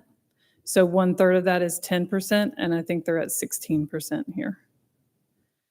So they applied for the waiver in August, and we had issued it because with the alleys and stuff that were required per the zoning and the preliminary plat, it was going to be really hard to meet that 1/3, we knew. But then when they came in with their land disturbance permit, they actually did make it work. So at this time, I'm open to any further questions or any recommendations that the Planning Commission may have. I think for me, just to reiterate that we need to be considering tree saves earlier when we're looking at preliminary plats. Right. Well, I appreciate your due diligence on this. I mean, Yeah. again, along with trust and verify, there's also, you go to inspect, not what you expect. So I appreciate you getting down into the, the nitty gritty tree by tree stuff on this, because it does matter. It does have have an impact. So thank you for doing that. Always. And don't be afraid to say no. Great. Next up on the agenda is Thank the you. calendar for 2025. So we have before you are the dates for the meeting schedule.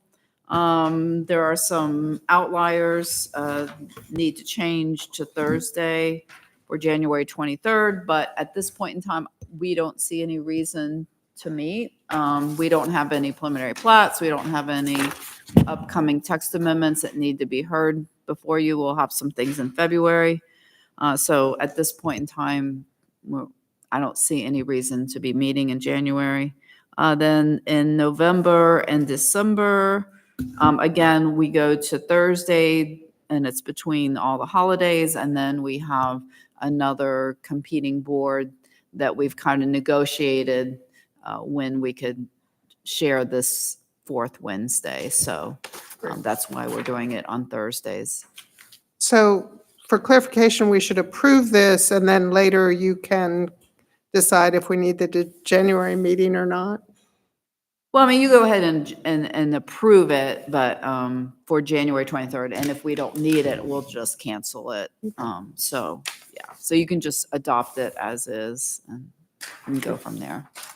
When is Memorial Day? Is that, I think Memorial Day is,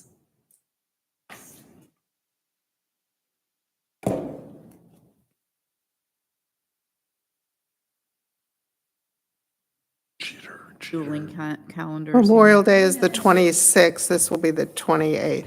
Okay. May, it's the 26th. Okay. Cheater.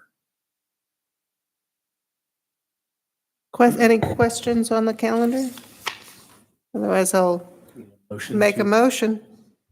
Entertain a motion. Motion to adopt the 2025 meeting schedule for the Planning Commission. Second? It's been moved and seconded. Any discussion? All those in favor, aye. Aye. Any opposed? Passes unanimously. Next up on the agenda is an update on the Comprehensive Plan 2040 from, Good evening, Planning Commissioner. Shubha Jangam here to keep you updated on Comprehensive Plan's short-term work program. Um,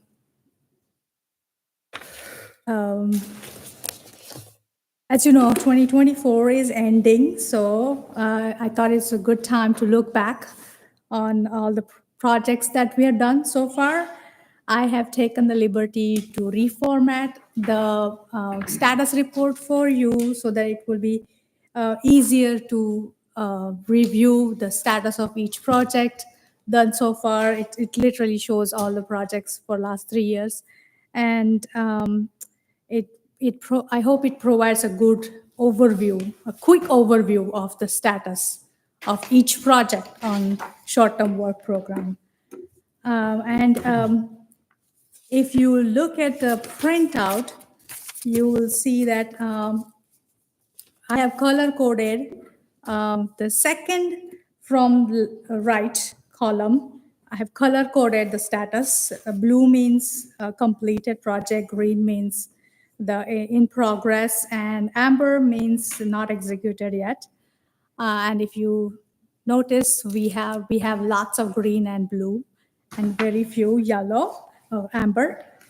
And obviously, you know, there are 5 categories in short-term work program: land use, economic development, transportation, sustainability, and placemaking and branding. And each type of project is coded with their short code LUED for economic development, T for transportation, and things like that. Just a reminder for how to go through this document.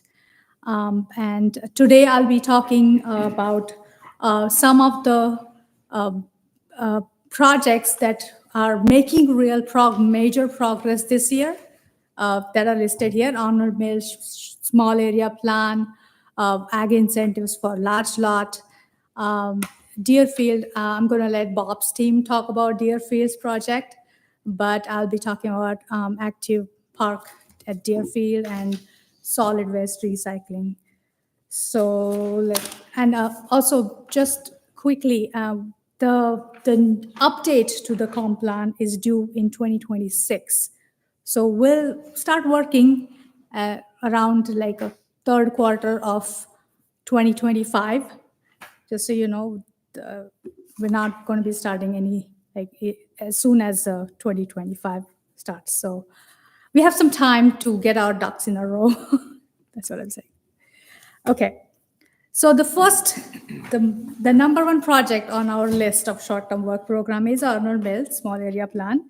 And we started working on this project early this year. We have made a significant progress. As you can see the timeline over here, we have done kickoff surveys, digital workshop, open house. And in October, we went to mayor and city council, and we showed them our concepts. And we did it so that we can get some initial buy-in from the council. And we are currently working on a overlay. We're trying to work on an overlay district for this small area. And we'll be starting a public hearing process in the new year, starting with CZIM in January. Well, we won't have a January meeting, so we won't have a planning commission meeting, but we'll have a CZIM meeting. So hopefully you will join us over there at the CZIM meeting. Did we talk about the joint session? Not yet. So this is an idea that we had that since we're not going to have a planning commission meeting, we would love for you to join design review board and work together, and we can brief you on this project, like a real deep dive into what came out of the recommendations and how we are shaping the code based on those recommendations. So hopefully we can make it happen. That's February 4th is the date for design review board. So hopefully we can have a joint work session. That way you all can give us a feedback together. If more than 4 of us are going to be there, though, we have to advertise that we'll be in attendance. Yeah, we will be advertising Okay. everything, but Okay. we just wanted to socialize this idea with you before we get started on that one. So today I'm just going to give you a brief summary of what happened in this project, if you don't mind. After a lot of community engagement, we had 3 set of recommendations, 3 areas of recommendations for this project. For transportation, we have recommended streetscaping design and a traffic circle, which I'm going to show you in a couple of minutes. And the community has identified 2 nodes for this on this corridor that will deactivate the corridor. And we have developed concepts for these 2 nodes. I'm going to share with you those as well. I actually have printed those concepts for you in your printout. The last 3 pages of my set that I gave you that has a concept on it. And the third set of recommendations that came out of this exercise of community engagement was design guidelines for those nodes. And so together, the 3 set of recommendations helps keep the corridor looking more rural, which is what desired by the community. So these are the streetscape design that I was talking about. And as you know, the 3 miles of State Route 140 is in the study area. GDOT has a plan to widen this road. This year, they are trying to get the design team on board. So I hope 2025, they will actually have a design for widening. But we won't see any dirt moving for years, as you know, GDOT. So, but during this project, we were successfully able to build a consensus how this widening or how this road should look like. And so we hope that by documenting the community input, we'll have some leverage with GDOT in how this road should look like.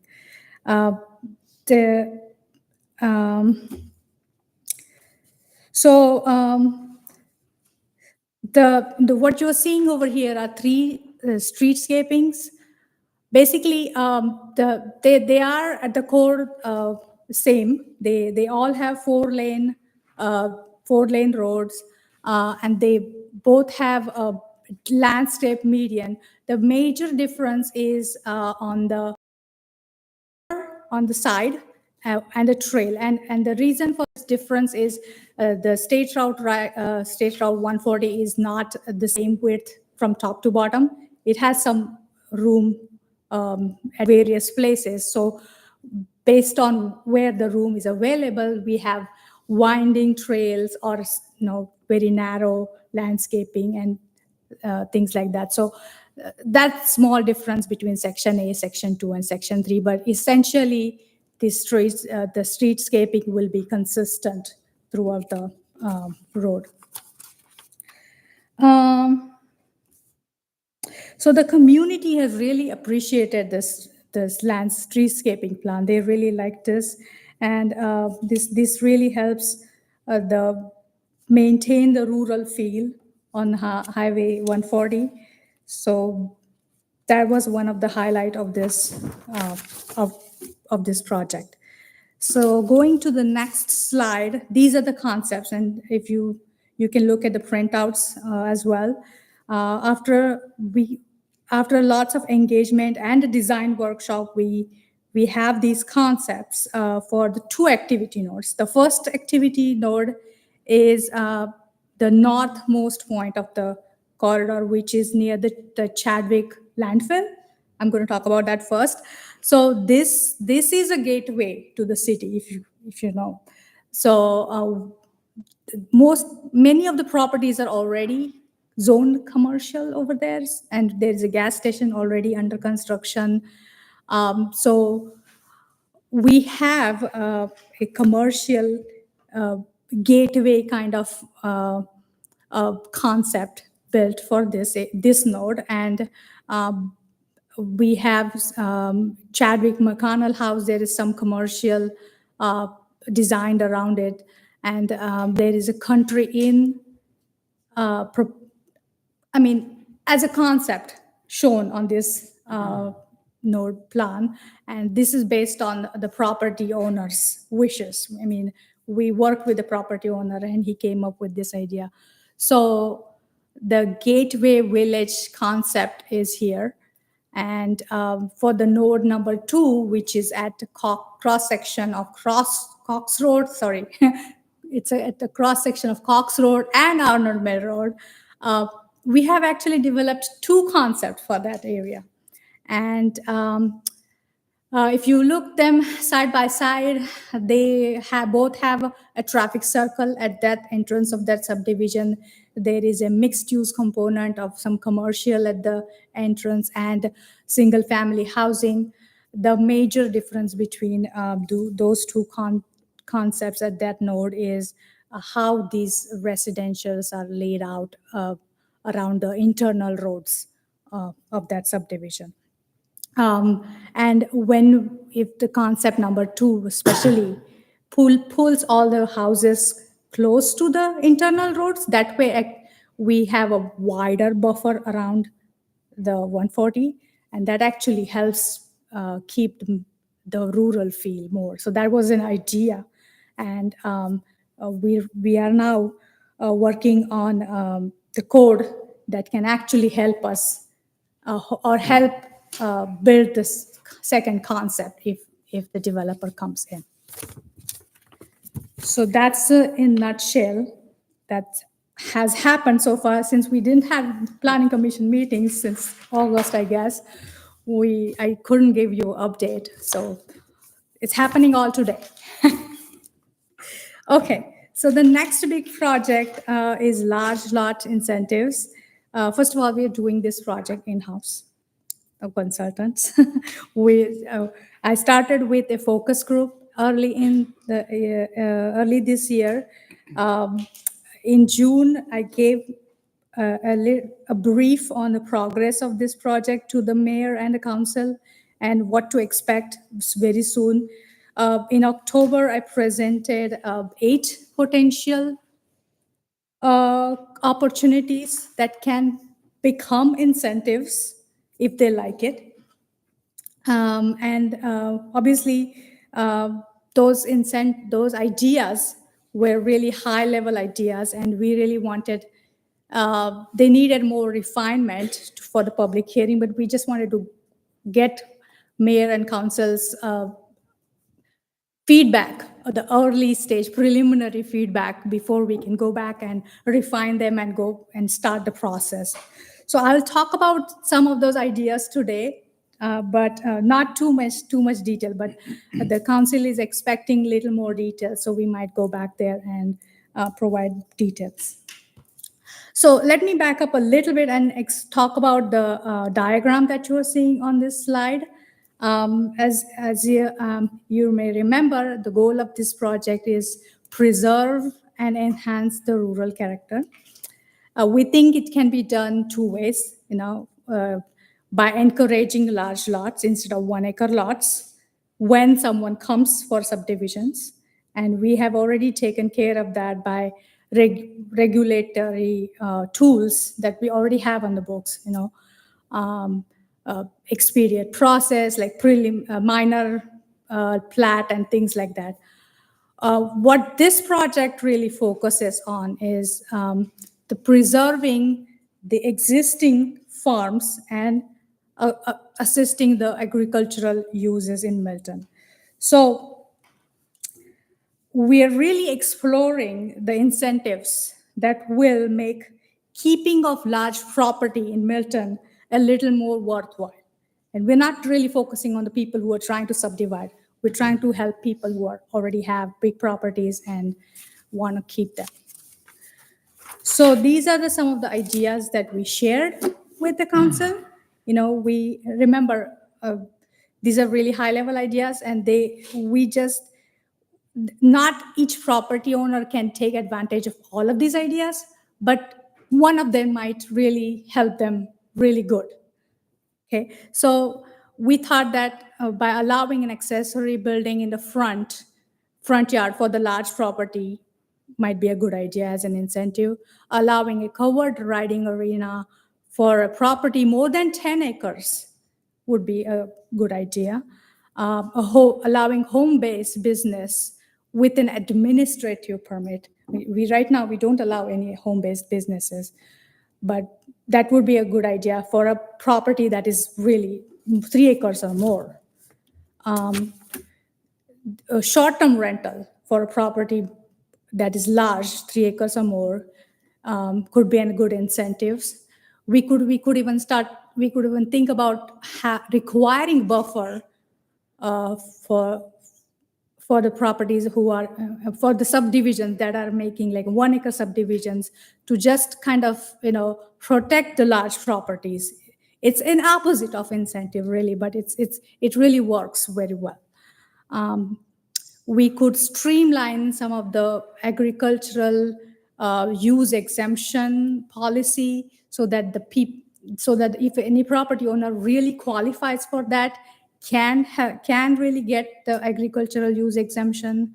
We were also exploring some stormwater related credits and special design considerations so that a large property owner can get some guidance through a document. And we also talked about waiving a business license fee for the horse farm. So these were just ideas, and we got some feedback, but not a complete yes or no from council.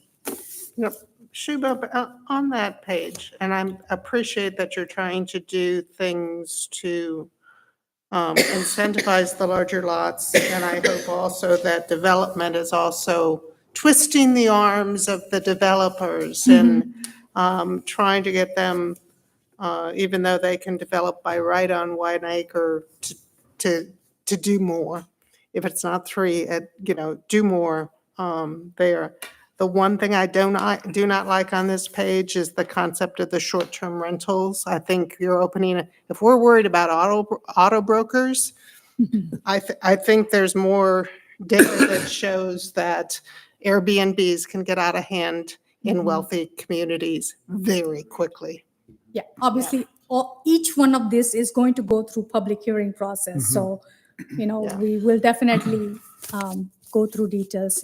Yeah, because they have, if they're 3 acres or greater, we have provisions that they could come in and be a B&B or be a bed and breakfast or be a country inn and go through that use permit. But I think the short-term rentals of Airbnbs just open up a can of worms. And I guess I have a question too, and it kind of joins this one with the activity nodes on Cox Road. Because I know everything we've outlined on the activity nodes on Cox Road is 1 acre houses. As I know this kind of came up during one of the meetings at Ebenezer, is have we really tried to implement the large lot philosophy onto the 140? Because again, everything here is 1 acre, and here we're talking in the very next sentence about trying to encourage large lots. Have we really, having met with the owners and doing this, have we really investigated what would it take to get away from the 1 acre lots? Especially because that's, like you said, that's our gateway coming in. If you just see another subdivision, it's 1 acre lots. That might be a great opportunity because again, it's kind of a blank slate right now, and I know it's going to be a very tricky getting it developed the way it is. But I would encourage you to look at how to layer the large lot philosophy onto the Cox Road thing because Sounds good. Okay. Now, as I've been briefing you, all year long about the impact fees. We have completed this project.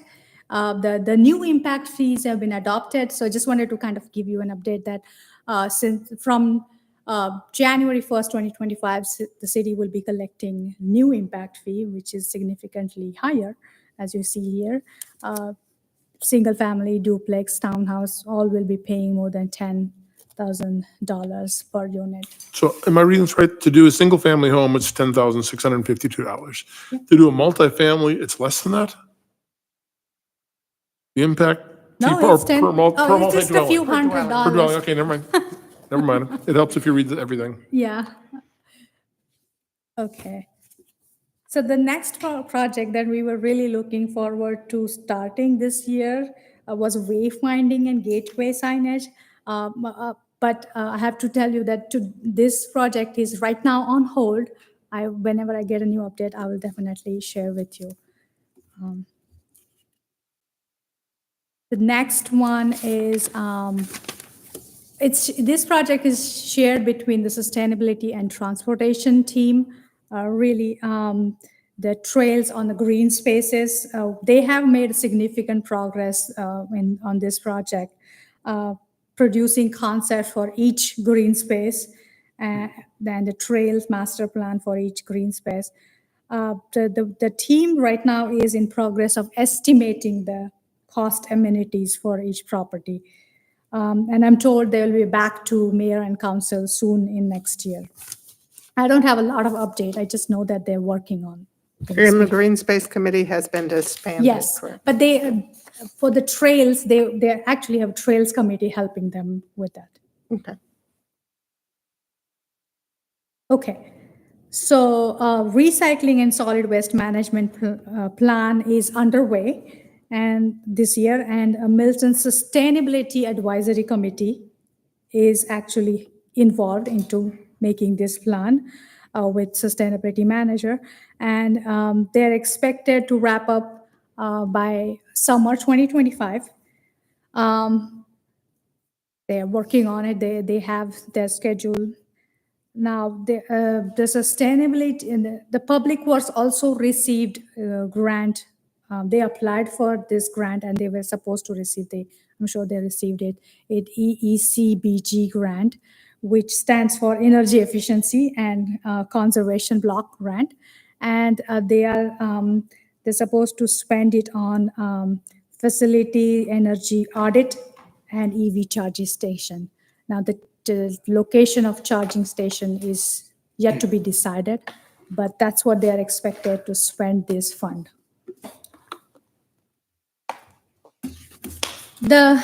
Another major project this year, the city actually bought 2 properties this year for Active Park. One is on the Deerfield and the other one on Highway 140. The master planning for the Deerfield property is underway. Public Works Department has selected a consultant for master planning this property as into the active park. As you can see, they have this concept that was shared. Now they are actually detailing how it's going to go. And there is no plan for the property on Highway State Route 140. That's all I have actually today.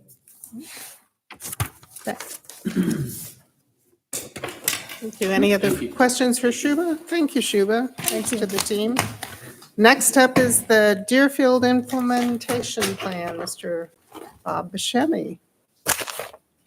You have 6 minutes.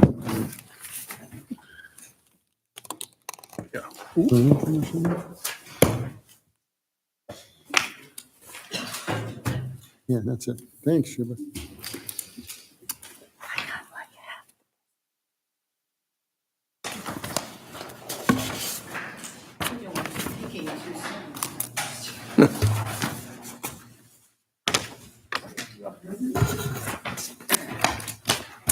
Thank you. Thanks, Shuba. Well, good evening. Hey there. We're going to be discussing a little bit about the Deerfield implementation plan, just to give you an update. And then I'm looking for some just general feedback on some of the images I'm going to show you. Just to remind everybody, with the implementation plan was really created and requested because we were receiving multiple projects kind of all at once. Developers were coming in with proposals saying, oh, we'd like to develop ours. And everything you see on that map there in red are the properties where the developers or the landowners have come in and said, we'd be interested in developing. So the council turned around and said, well, wait a minute, before we go looking at these individually, let's do this implementation plan so we can kind of think of these things holistically, right? Mhm. So that's really what I want to talk to you about tonight, is the holistic feel of what's happening in this area. Now, remember, Deerfield was identified earlier as within our urban growth boundary, so it's definitely considered our urban core. We don't have many of those. We had Crabapple as our urban core, and we had Deerfield as our urban core. And we have a lot of existing shopping there. A lot of people go to Deerfield for that reason, and actually the community feedback was that they enjoyed that, and they don't want to lose that look and feel. But the city's always looked at this area as our commercial core. So when we started studying the urban growth boundary, the big discussion was, well, we don't want to have 100% housing in the city because our tax ratio from commercial to residential is only around 11% now. Well, most cities, it's like more in the 40% range. So we don't want to lose the small amount of commercial that we have, right? Nobody wants to see new commercial grow outside the urban growth boundary. So it's sort of like, okay, this is a sewered area. We know it's going to occur. So it's kind of, that's the real underlying reason why we're trying to maintain it. So in the past, the councils have looked at me and said, okay, we really don't want townhouses along Highway 9 because, we're trying to keep Highway 9 and Deerfield more non-residential.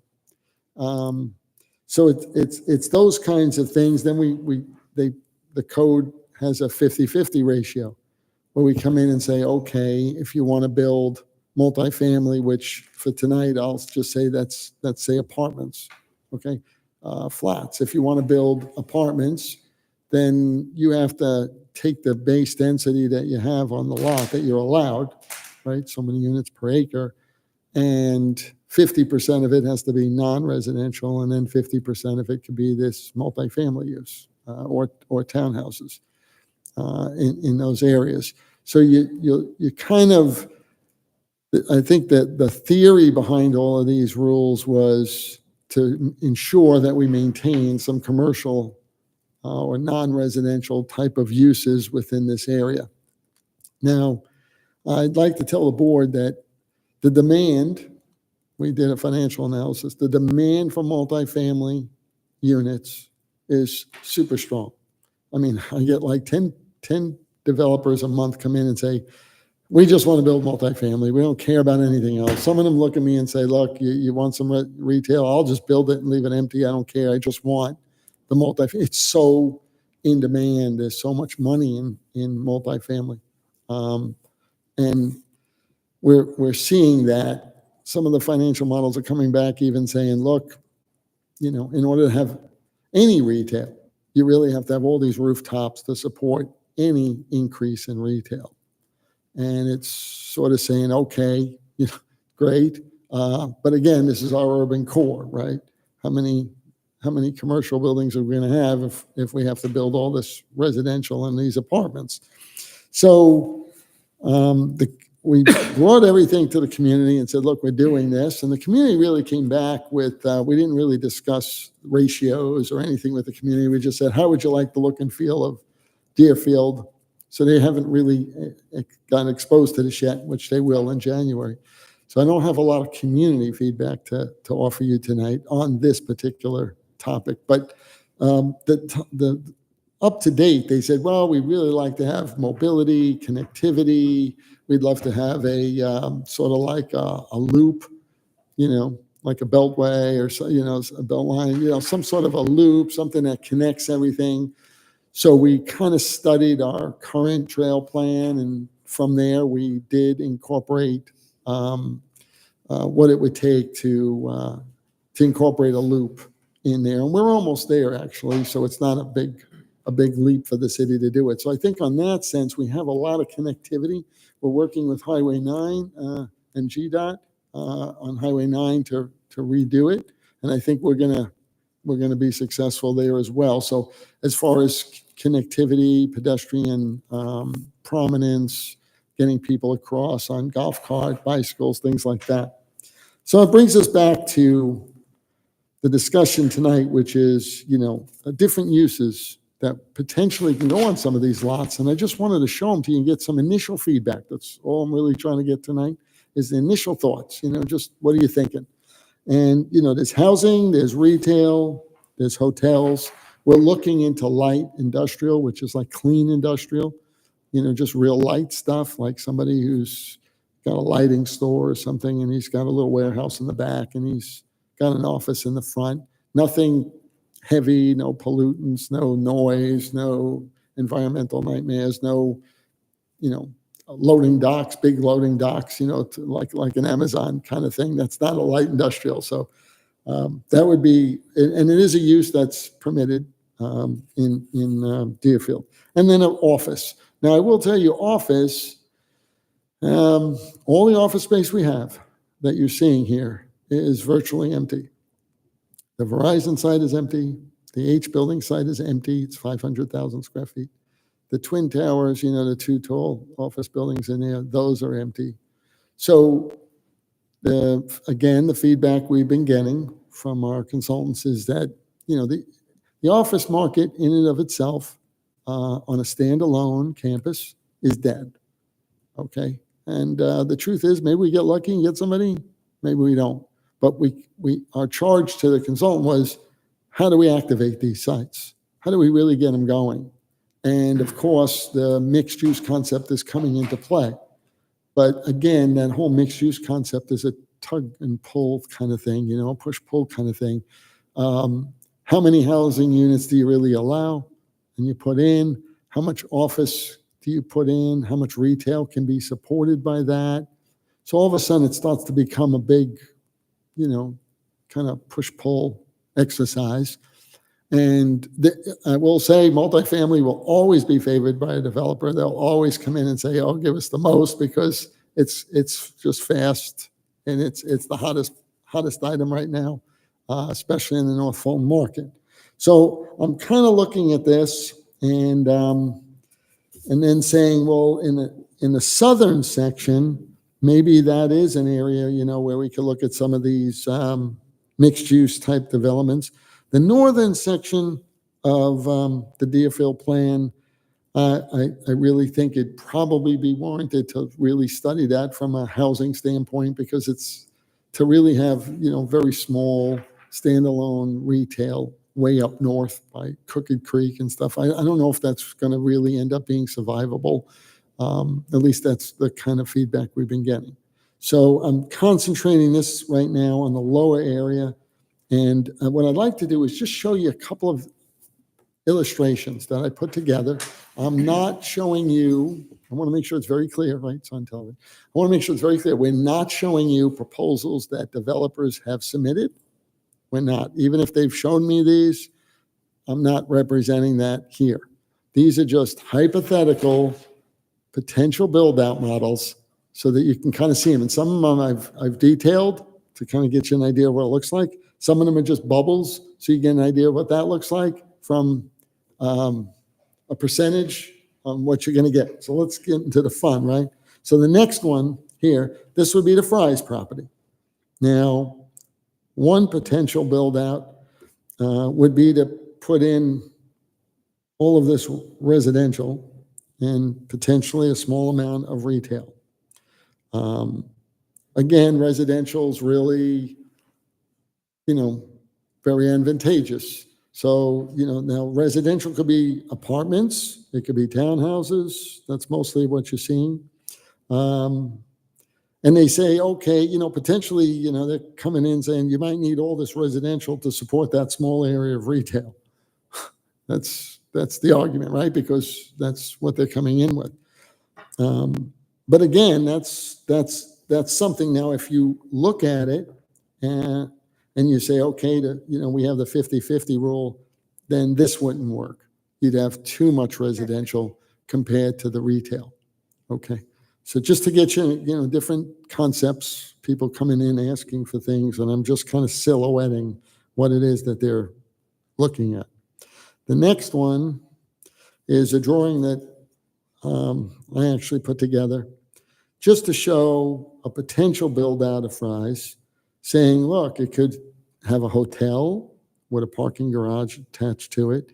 It could have a retail core in the center.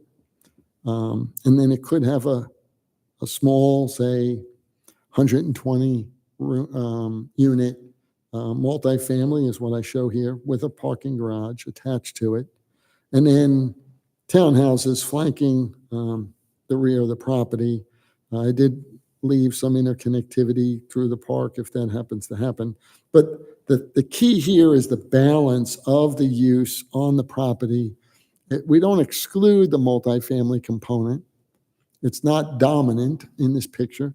But what it's showing is this mix of uses and a commercial core of retail that would become a destination for people to actually go in, park, and spend the day in there. So that's just another illustration of what it could potentially be. Bob, Okay. does this meet the 50-50 idea? This meets the 50-50 rule.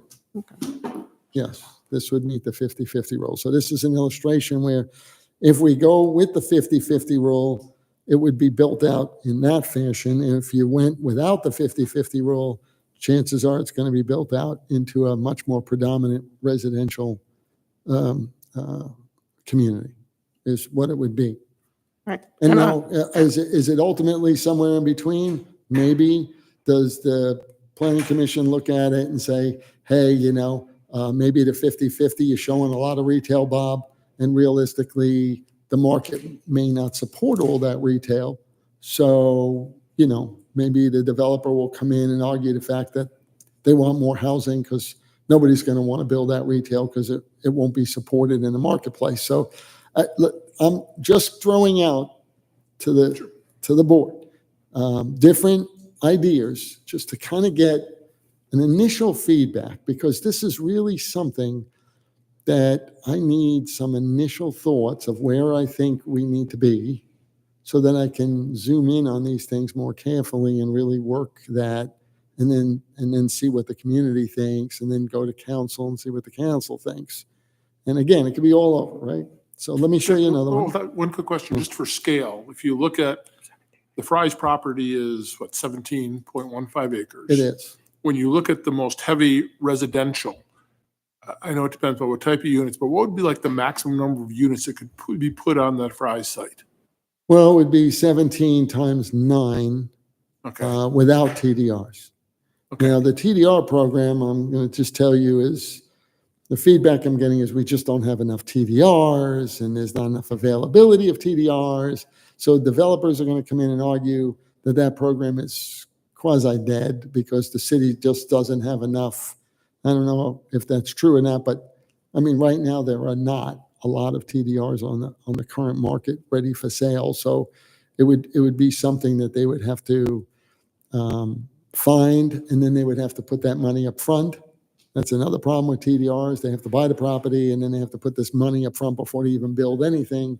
So a lot of people came in and complained about it. Now, to offset TDRs, just another rule of thought, is I'm starting to develop what I call incentives, because I don't think the council really, they've indicated that they don't want to just arbitrarily increase base densities. It's like giving away density. Somebody comes in and says, can I rezone? I just need more density.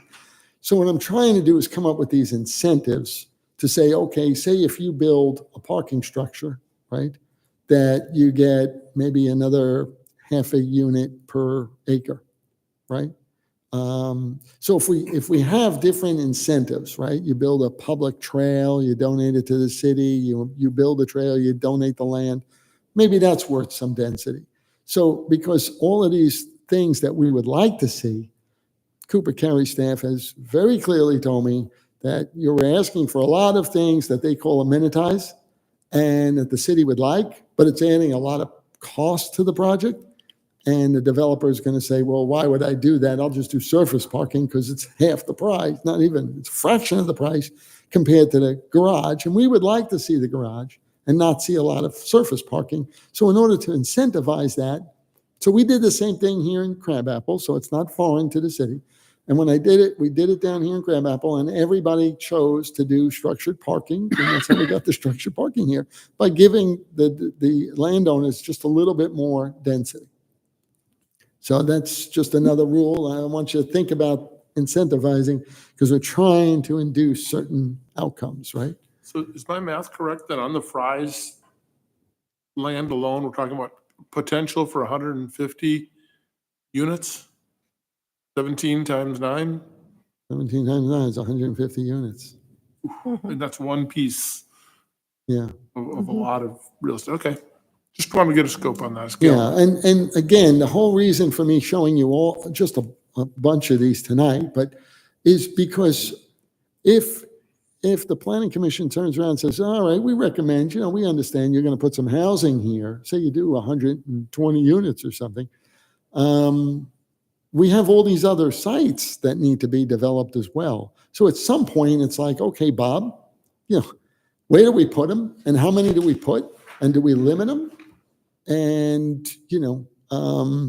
I was talking to Diana the other day and she said, maybe even put a cap on these things and say, you can only build 200 units a year, for a 3-year period because, we don't want to have 2,000 units get built because everybody has density and they have full entitlement to build them to some degree, even at the 50-50 ratio. If you were to put those all together, Bob, how many units could the city absorb that quickly?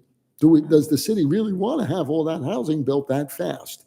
So, when I was discussing it with Diana, she's like, look, other cities have put limits on, like on a first come, first serve, you come in, you're only allowed, the council can't approve more than 120 units per year over a 3-year period. 120, 120, 120, or 250, 250, 250, or whatever that number may be. And that's why I wanted you to start thinking of this, because there's so many options in here that now we're not getting into the look and feel anymore. We're not getting into the mobility and connectivity. We're really getting down to the core of the current zoning allows certain things as of right and build outs, right, with densities and all. And how do we start to look at that holistically between all these developments and how many things can get built and what kind of things should be built and how do we start to look at this? So I just want to, let me throw some more food for thoughts. This is the Twin Tower site, 25 acres. And I kept the 2 office buildings because I think they have a value and we'd like to see those get repopulated. Then we put in some multifamily. And in this plan, they show four buildings of multifamily, a small area of retail, and some townhouses lining the back property line. So that's one scenario of them saying, okay, multifamily is really prominent. It's making a lot of money. You're not going to have a lot of retail. It's not supported. It will never survive. So let's really kind of put the ratios in this way. Now, here's another one that I kind of started to put together. This one shows on the upper corner there where Webb Road is. I don't know if you can see my cursor. That these 2 buildings here are multifamily with ground floor retail. These buildings here are all retail with a plaza running between them, so it's walkable. We have a structured parking garage. We're maintaining 2 office buildings. We have a hotel area along Morris, and we do still keep the ribbon of some townhouses along the rear property line. Now, Currently, all you have on this lot are these two office buildings, and the rest of it's all paved parking. The whole thing is just one big parking lot. So by doing this, we're concentrating parking in the garage, we're creating a lot more green space, we're creating roads internal to the property, we're creating walkable retail, and then hopefully this will repopulate the office buildings. So that's another way of looking at this. This one would meet the 50-50 rule. When I did it, I drew this up. It meets the 50-50 rule. So if you were looking at 50-50 and said, Bob, we don't want to lose the 50-50 because we want a balance of uses, that works in the 50-50. Now, again, the argument might be that you're not going to be able to support that much retail, but again, that's just another argument that could be on the table. If you look at it purely financially and just like, hey, I need to make a return, yeah, then you're just going to say, just give me multifamily to get my return. So it's a matter of what we look for, and in all fairness, it's how fast do we want to activate these sites? You want to activate them tomorrow? I think if you encourage more multifamily, they'll activate overnight because people want that. But something like this might take another couple of years before somebody actually does it. The economy's turning around, things are different.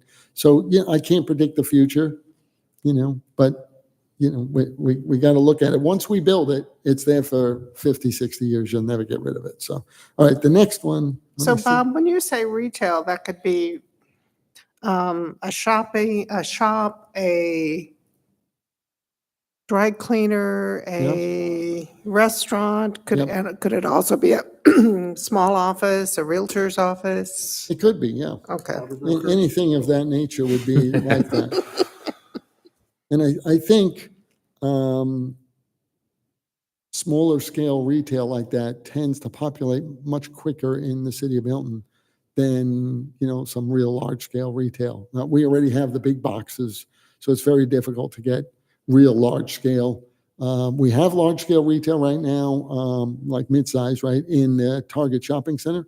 It is all populated, but if it was to get redeveloped, I think that size of retail would probably get downsized into more.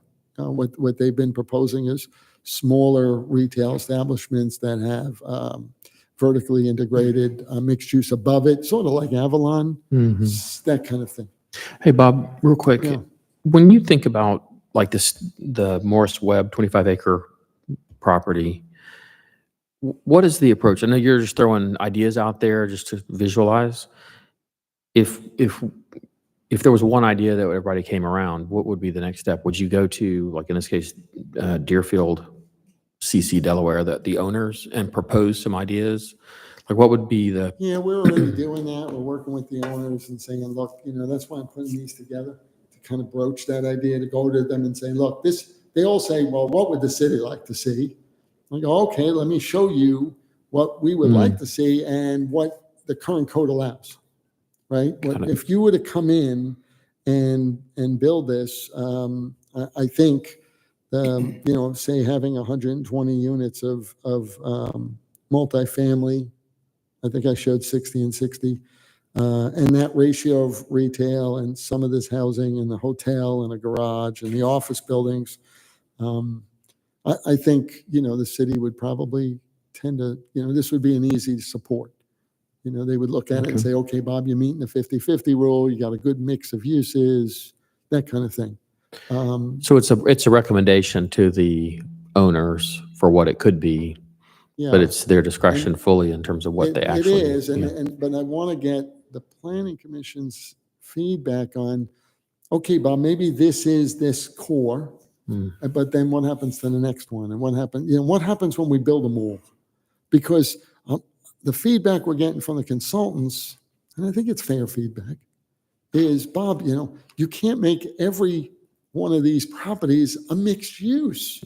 I think it's fair, even though I push back. You know me, right? I push back on everything. I'm like, no, wait, that's not what Milton wants. No, this is not what's going to happen. I find it hard to I'll put my believe foot it, down. yeah. No. And but they make a point. They're like, look, Bob, you're not going to support all this retail. You're not going to support every one of these being that way. we're almost starting to look at it, and they're starting to use the words like a hub. Is Verizon a hub? Is this the hub? Like maybe we select one and say maybe that's better, but we don't know what they're going to come in with and who's going to come in first. These people might jump the gun and really work fast and say, hey, we want to be the hub. And I'll say, okay, we can do this. But then what happens to Verizon? Like, do they compete with each other? How much mix are we really looking at? And my underlying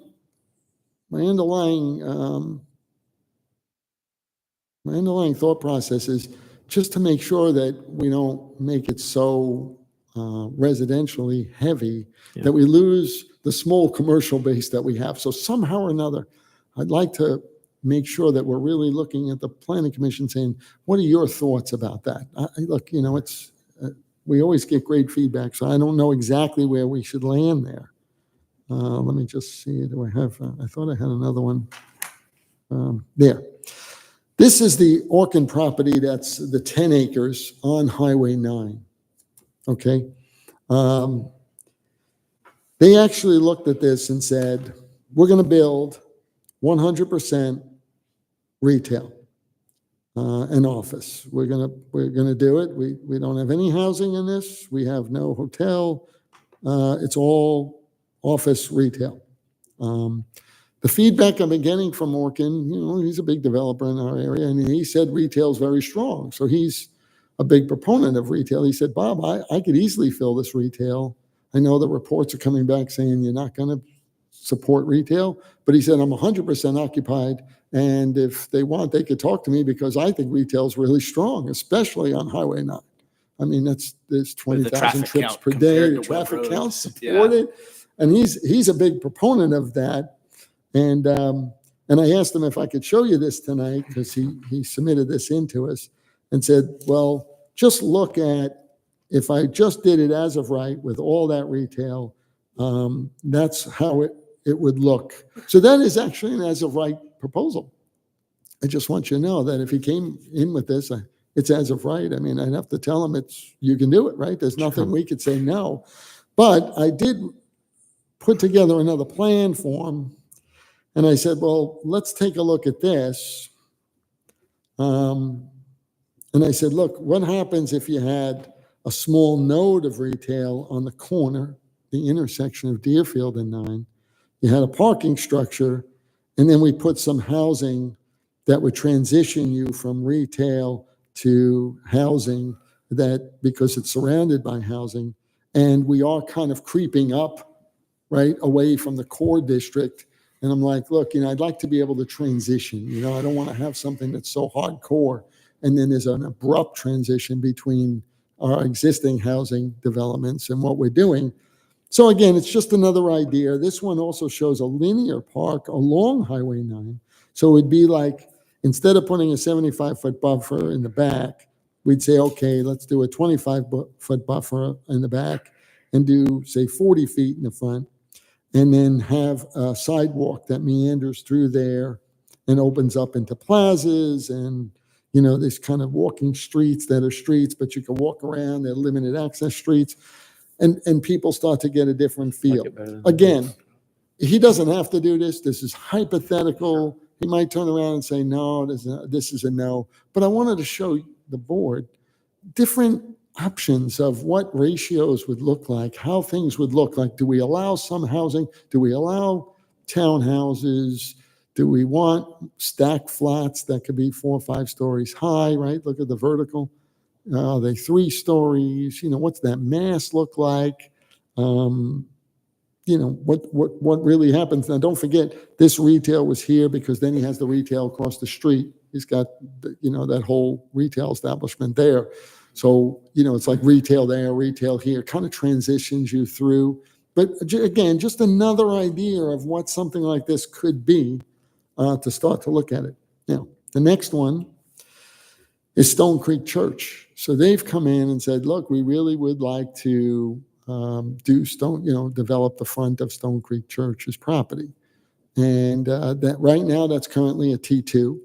When we did the zoning, Robin can tell you that we just made it a T2 zoning, but everything north and south of it is a T5. So, they're coming in saying, we'd like to develop something. And we said, well, what potentially can go there? And on this plan, what we did was we said, okay, a small pocket park. We'd have some linear retail along Highway 9. We can have some townhouses, some single-family detached houses in the back. And it kind of, again, transitions you to the back of the property and is sensitive to the housing that's to the south of the property. They went out and put a purchase on the Sweetland property, which is where the playground structures are now. And they bought the little 1 acre lot in that corner in the rear bottom. They bought that 1 acre lot too. So they're trying to amass their property to make it a bigger development and to make it all that way. But again, what I did was I just put together an idea, concept to say, if it was to be developed this way, this is further up. It has a height limit of two stories in this area. And it's probably the furthest development that would occur in this core zone. So I just wanted to look at it. And me, when I did Crabapple, my thought process was in the core, it's the heaviest. And then as I got closer to the existing residentials, not only did I reduce the density, I reduced heights to kind of be respectful in transition.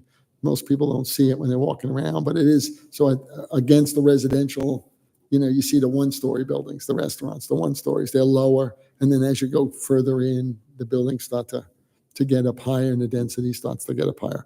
So just kind of an idea that this would be another potential. So I don't have them all tonight, but I wanted you to start thinking about all these different lots that could be developed. And if they're all developed simultaneously and people are coming in, right, everybody has the right to do certain build outs. And then, so I want to start looking at this saying what's appropriate in these areas. And should we be putting in apartments? Where do apartments go? How many apartments do we have? Do we have any apartments? I mean, I don't know. I'm just sort of, they do have the right. They're in the code to do some of that. So I think that was it. And I just wanted to kind of, I'm sorry. Here's the Verizon site. So the Verizon site is 51 acres. So that's much bigger. On this particular one, we only have one building remaining. There's 3 there now, right? And we only kept one of the existing structures. We put some residential pods, in against Morris. We have the hotel, a small boutique hotel, and a small office. We have surface parking and then a small amount of retail. So that's, again, one potential kind of build out that can occur there. That's a potential build out. Another potential build out, and I excuse the drawing, but we were kind of sketching on it and I scanned it in because we're trying to analyze everything, is to keep the 3 existing buildings, put in some retail along Deerfield, have a hotel, which is indicated on the bottom of the page, and then have some more retail that abuts the lake. Have a little green area with an amphitheater, maintain all the existing vegetation. So it doesn't have any housing on this one. So this would just be somebody comes in, says, hey, I want to buy the property. I want to populate the 3 buildings. I want some retail. I want a hotel. And it really doesn't have, I think I threw in a couple of apartments above the retail, but it's really less than 30. So it's almost like I did it in Crabapple, where there's a few down the block and you don't even know they're here because there's not a concentration of multifamily. When you look at it, you don't really see it as an apartment. It looks like a building, a retail building. It's not like a freestanding multifamily building. So it's, again, just another concept that says, hey, this potentially could get built out. Now, this property is up for sale. And, there are developers, I'm sure, who are looking at this now saying, hey, we'd like to build this, So I just want to kind of get a feeling. All right. So that was the last one. I don't want to go too long on this. I'd just like to get some initial feedback on what your thoughts are, and then, I can always come back another month and we can kind of look at it and keep developing it and keep looking at it. And then when these developments do come in and you're looking at one of them, you're not just thinking of the one that's coming in, you're thinking of all the ones that are potentially can come in. And, hey, Bob, thanks for exposing us to all of these different developments that potentially can come in. And so when we're looking at one, we're just not saying, okay, this is great. And then all of a sudden, we're not allocating enough for the other ones and they all fail. We want the whole area to be successful. I sort of want everybody to have the opportunity to build. I don't want to favor any one area or one developer or one site. But again, Cooper Carey has very notably made a point of saying that, you can't have them all develop the way I'm showing them, right? So there'll probably be one or two that become bigger nodes, and maybe that's a first come, first served basis. But then what do the other ones become? So anyway, I'm welcome to some initial feedback, just early thoughts of what you think about building out and what Deerfield would be. Let's go do it. When's it gonna be done? Yeah. Yeah, So Bob, one minor thing is, I know you etched in some hotels in a couple different locations, and I don't know if we looked at how much hotel space could be supported. I remember from the last comprehensive plan, it was like, yeah, maybe one, but that was 5 years ago, 6 years ago.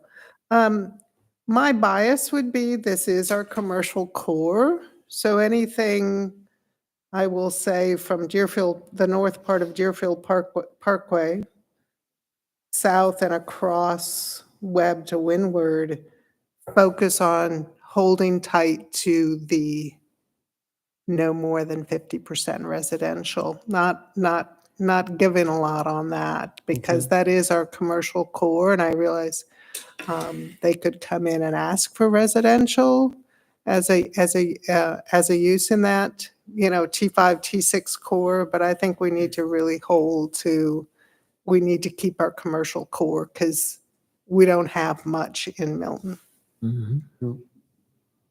Anybody else's thought along those lines or other feedback? I would definitely, kind of like parks. You can't go back and redo this in 5 years, right?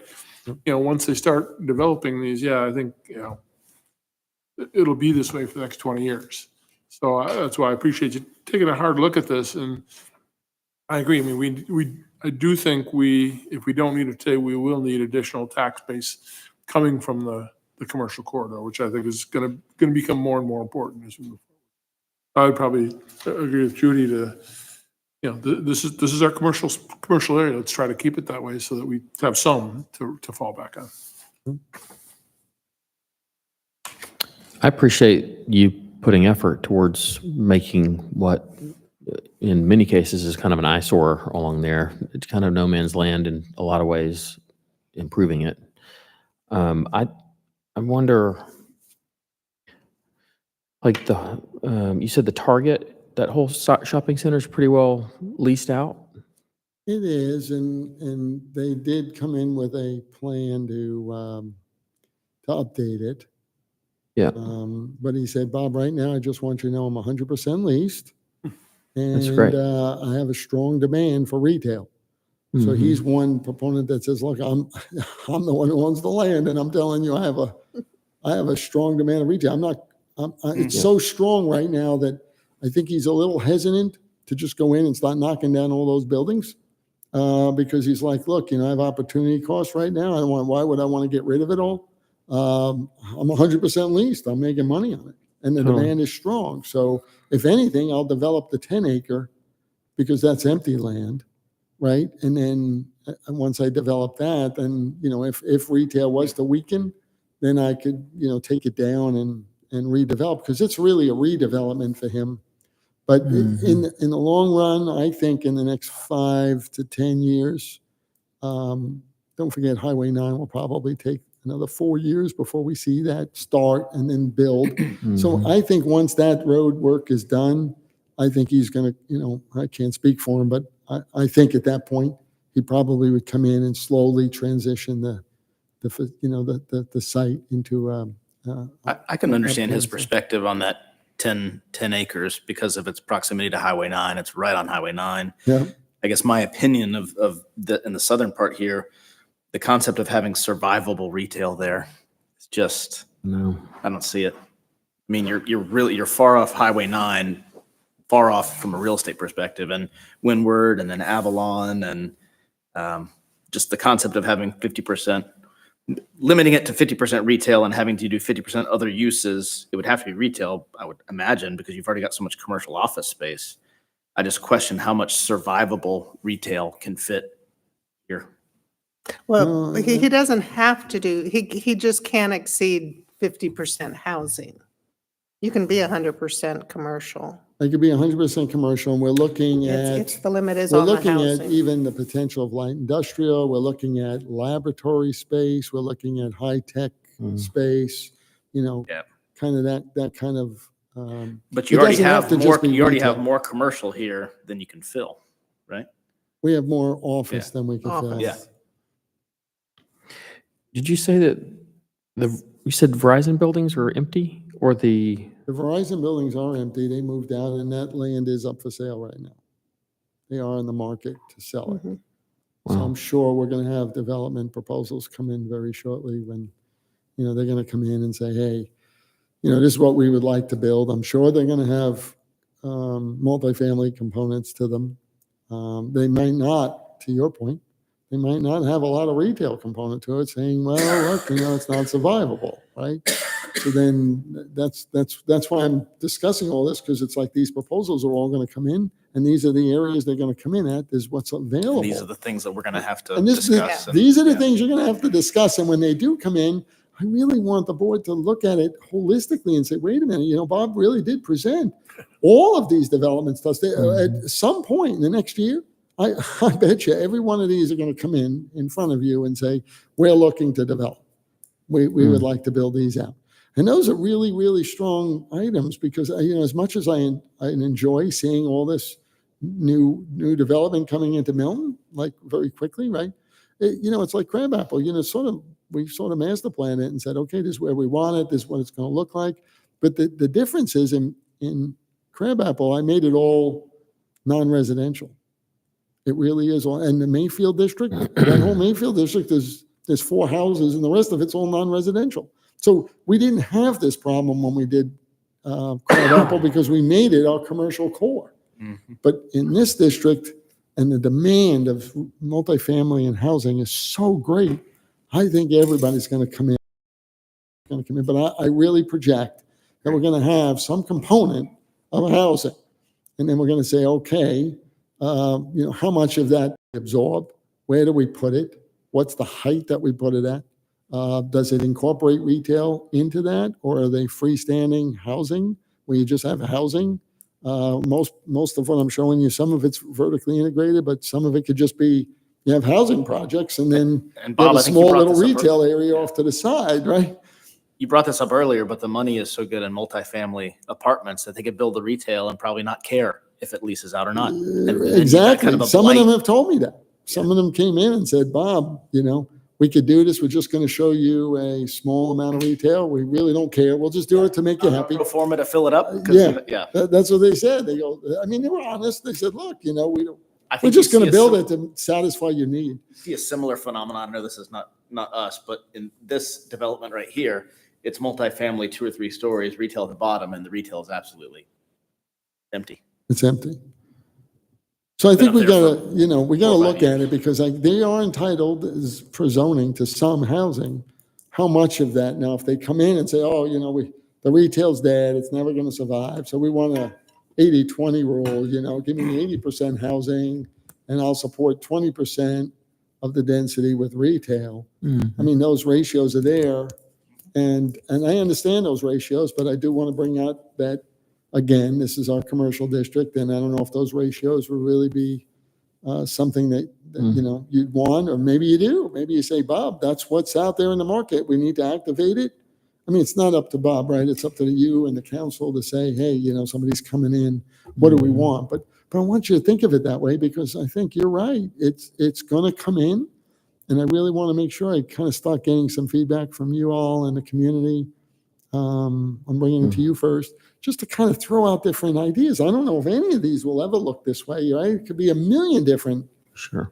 solutions to these things, but there are multiple areas, and we have to look at what we're really going to do. Sometimes there's also this thing about you put a small amount of retail into an area, and honestly, it's not survivable because there's just not enough of it. So like I told everybody, when I go to Avalon for the retail experience. That my wife and I go out for dinner. We want to walk the shops. We want to hang out, sit by the fire pits, go ice skating now, look at the tree. We want to spend the night there because there's enough retail to support my enjoyment for the night. If there was only 2 little retail buildings, chances Not are a I wouldn't want to go destination. there. Yeah. So again, it's just any other ideas? Because I know you have a thing tonight and I don't want to hold you up too much, but do you have any other ideas and what your feelings are about developments and? Hockey arena. I think we need the hockey arena down here. I wish, I don't know. We looked at things, do you want a convention center? I don't know. Some people say, no, Bob, that's not good. Maybe it is good. What's the scale? What are we really looking for in the district? Because it's really not up to us. We can encourage people, right? We could say this is what we would like to see. A lot of people ask, what would you like to see? So we kind of do sketches to show what we would like to see.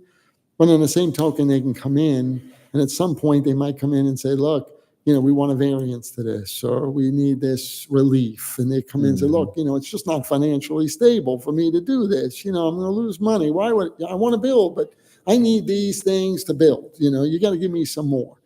And so those things are going to come before you. And I don't want to think of this individually. I want to look at this collectively. I guess that's my real point tonight is we got to look at all of this with all of this happening at once, theoretically in our minds, to say, how would this really build out and what would it really be? And I think you've all made some really good points tonight, and I appreciate that. Thank you. Thank you, Good job. Bob. Thank you. Appreciate it. Anything else for the good of the order? Otherwise, I'll entertain a motion to adjourn to the union. I'll make a motion. I'll make a motion to change our venue since Milton's closes at 9. Pardon? No, Milton's or Union? Union. Union closes at 9. They close at The 9. problem is the union closes at 9. Yeah. so- So Waffle House it is. Hyde is open till 10. I'm sure. What's up until? Hyde. Can we do that? Seeing it's been posted for, We've done that before where we switched.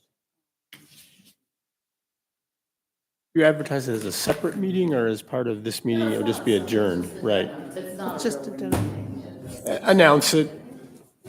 So- Announce it So is as you Hyde leave. open? Hyde is open till 10, Okay. I And it's think, closed. and it's right here. Yeah. Yeah. So I make a motion that we change the venue for tonight's dinner where we will not conduct business to the Hyde Brewery. And we will see, but we still need to adjourn this meeting. But I need a second on that. and I'll vote second on that. Hyde. To second that. Motion All to those in adjourn. favor to go to the Hyde? Second, The Hyde. yes, the Hyde. The change of venue. That was unanimous, and we will take a motion to adjourn. Motion to adjourn. Second. All in favor? Aye. Okay, aye, aye. Here.